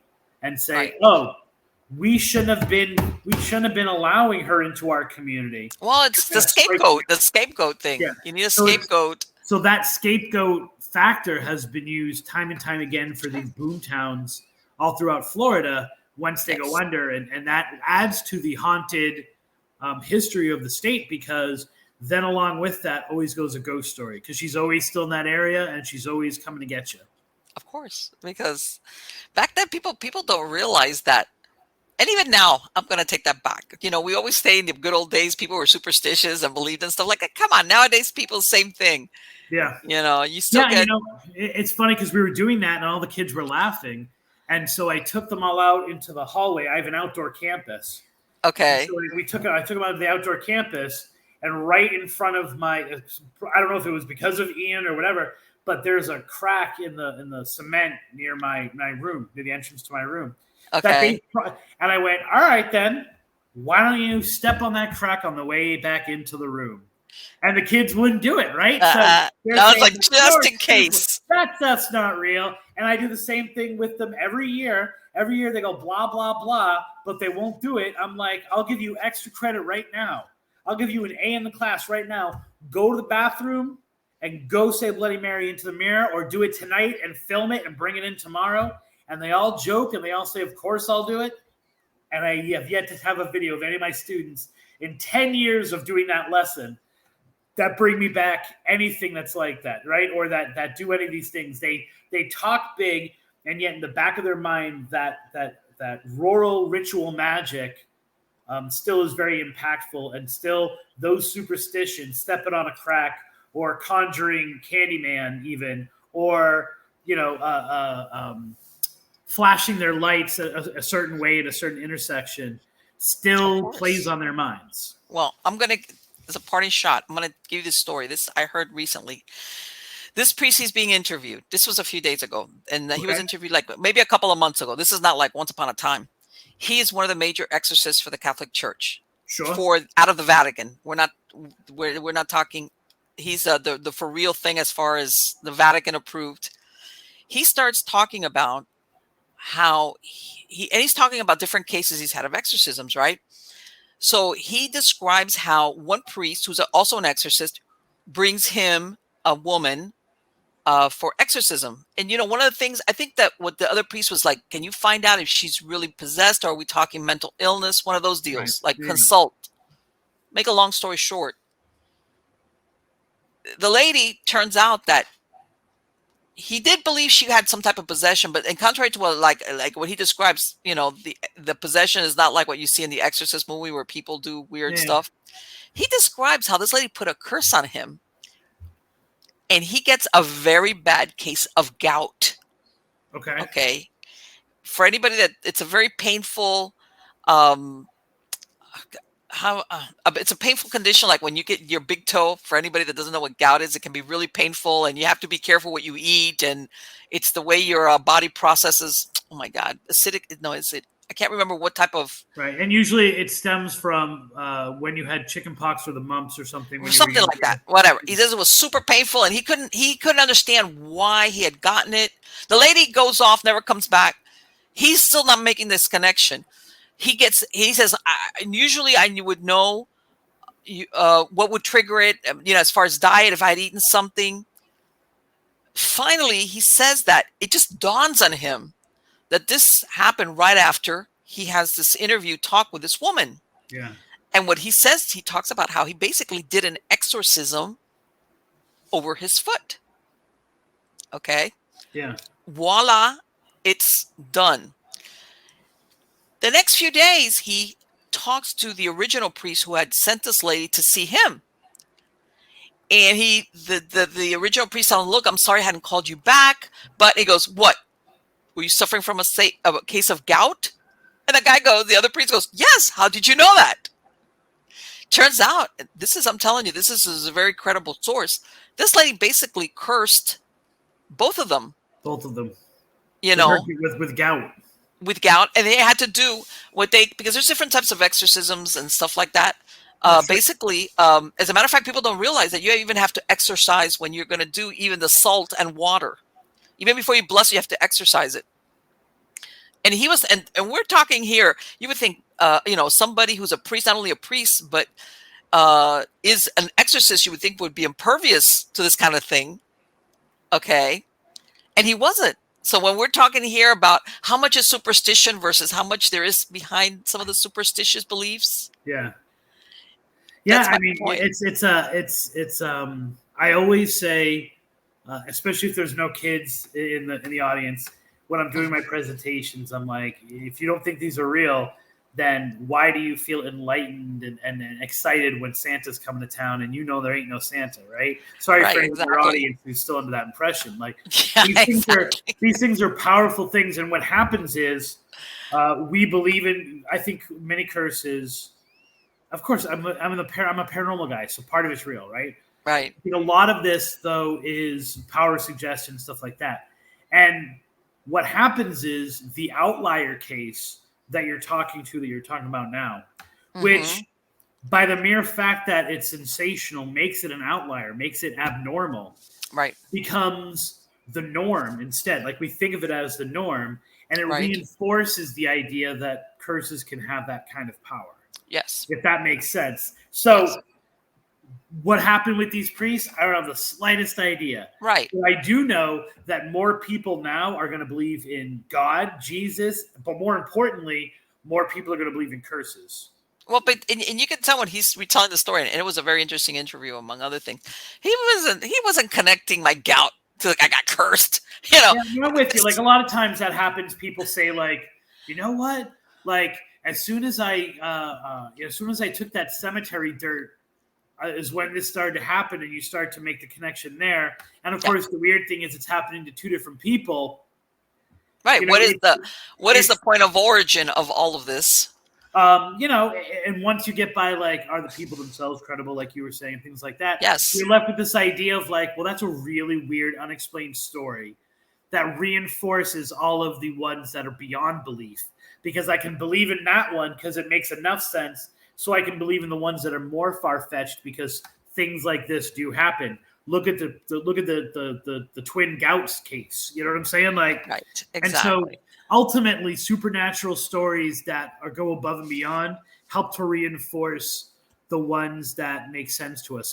So many people can say, I tell the story about a woman who's an African American woman who's killing babies, right? And they let her go, and she eventually like goes crazy. And I tell that story, and people go, "Yeah, that makes sense to me." And I'm like, "How does that make sense to you? It's a black woman in Florida killing kids, and you don't think they kill her? Like, you know what I'm saying? Like, and they say, well, maybe that, but the idea of the story makes sense to me, right? Like the whole thing of children pushing cars across railroad tracks. Right. The story makes no sense whatsoever. It's 100% not true, and there's no cases of it.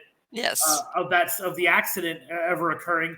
And exactly. People say, yeah, but it's a beautiful story, and so it could happen. So there's one in Florida. There's that other one in San Antonio, outside of San Antonio, where the same. It's like a.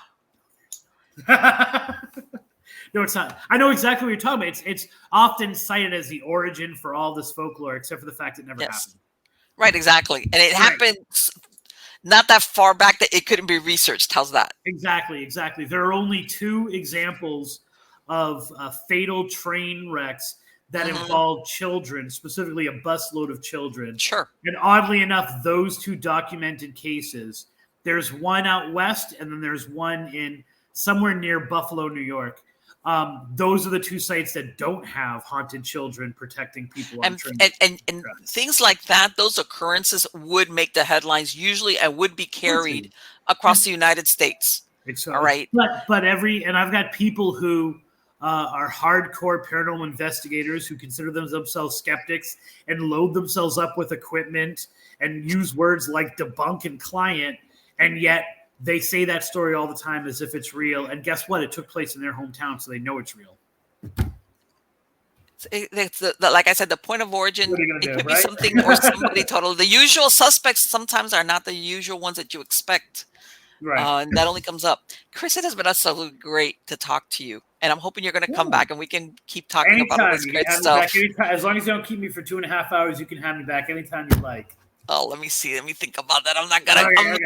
I know. Maybe next time we'll get around to my books. Yes, I know. Okay, well, we've got plenty. What I always say is, make it for an interesting conversation. If people find me interesting, they'll find my books. So there you go. Absolutely. So for my podcast listeners, what's your website? Best place to go. The website is trippingonlegends.com. But if you go to facebook.com/trippingonlegends, all the stuff ends up there. That's probably the best place to go to. We're no longer a website culture. We're a social media culture. And so facebook.com/trippingonlegends. And on Instagram, it's spooky tripping. Okay. And your books are what, on Amazon also? Books are all on Amazon. If you go to any of those social media sites and you direct message me, I can get you a discounted version of the book that's also signed by me. Wow. For a pretty gosh darn good price. So you can find it that way as well. And then, of course, you can find the radio show Tripping on Legends wherever you get your podcasts, except for Spotify, because we do video and they don't like that. So. Okay. I know what you mean. Thank you so much again, Chris. It has been absolutely great. And thank you for, those stories were priceless. As a native Floridian, it's like, my God, this is great. I think it's great that most of this conversation is based on something that we started 2 minutes before the show, because I know. We're connected about that. Yeah, I know. And I can talk to you, I'm telling you, coincidences, what is it? There's no such thing as coincidences. That I saw that documentary earlier today. Thank you so much. Take care. Thank you very much. Have a wonderful night. Likewise. Bye-bye. All right, bye-bye. Yeah. Okay. I'm telling you, that's why I didn't promise if I bring him back, I'm not going to keep him for another 2 hours. He's got a bunch of books. The last one, which I believe he published in 2022, is that one for Ocala National Forest. And again, we could put that's a forest and everything. But the thing is, around the Ocala National Forest, there's always the major cities in Florida. I'm going to use Florida as an example that everybody's aware of: Jacksonville, Pensacola, Miami, Tampa. But all along throughout Florida, there's all these little towns that some of them disappeared, like you said. They hung out there. A lot of times, if they were on the coast, most of them, if they were in the interior, they were tied into agriculture of some type, whatever the case might be. Like I said, the citrus, and if things went well, then the little towns, some of them, they're still around. I live in one of them. The town I live in has been around since the 1880s, because they just hang on. They hang on.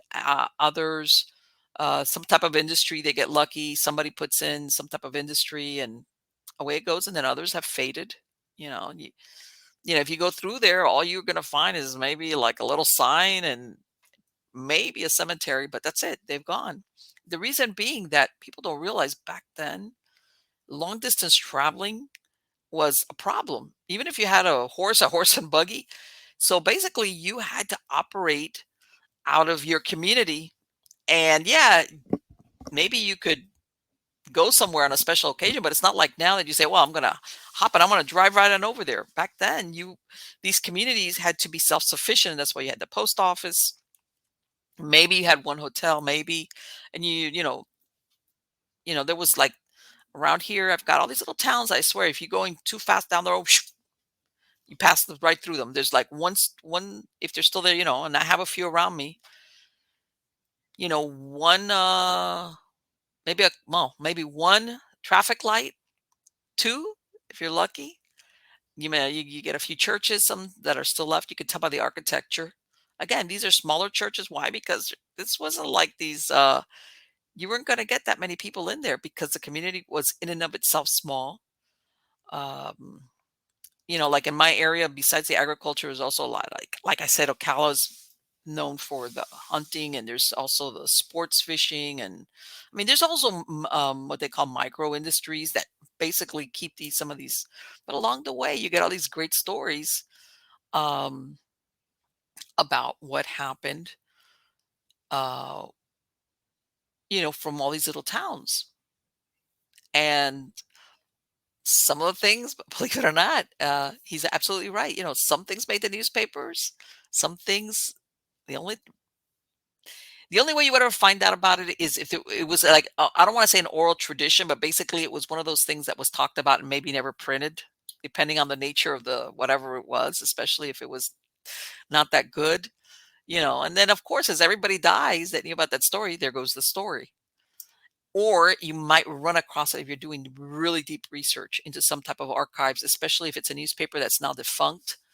You might run across something, and then you take that thing and you run with it and you see what you can find. Like I said, it's really difficult when all the people that were around to witness it are dead, and even their children are dead. All right. Like, in other words, it wasn't like, yeah, I remember my grandma or my grandfather told me this and you're still alive. Sometimes this goes so far back that even that avenue of research is like, forget it. So you got to really do a like. But yes, there's a lot of interesting stories. A lot of them, they become urban legends. Absolutely. Like, a lot of people know a lot of these urban myths or urban legends. I would say a good 80% of the time there's something in there woven that is true. And then of course it gets embellished and people bring in stuff from other things and just to make it interesting, and before you know it, and then somewhere, unless you know what you're looking for, you miss the true part. Yeah.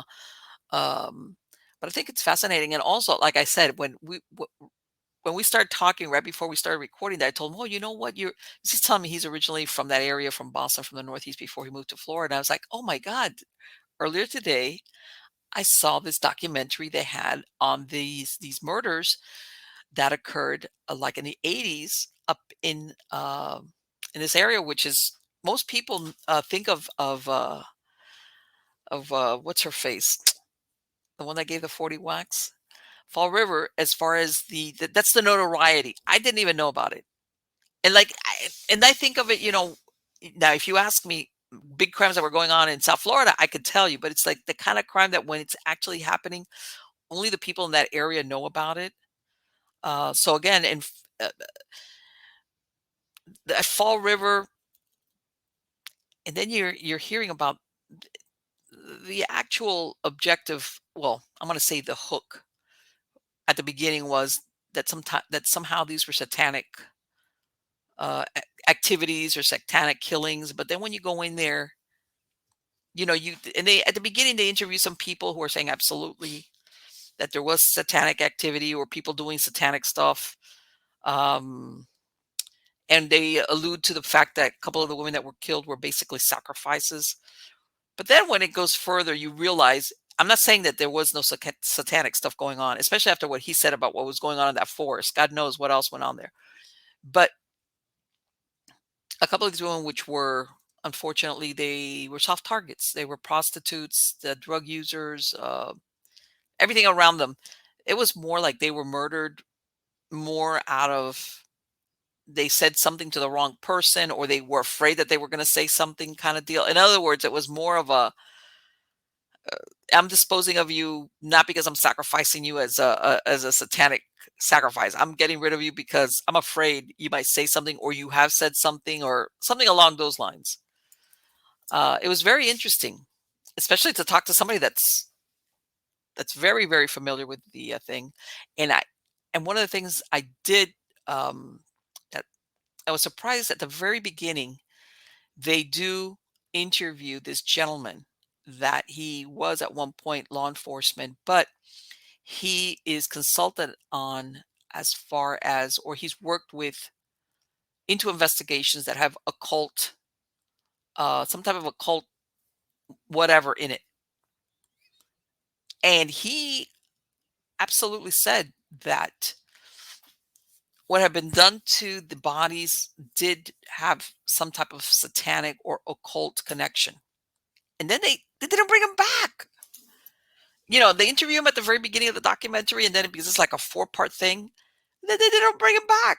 Like, what else have you seen? Or does this look familiar? Like this case, this case, maybe these victims apparently don't have a connection, but I saw something similar in this other case that leads me to believe, like, hello, help.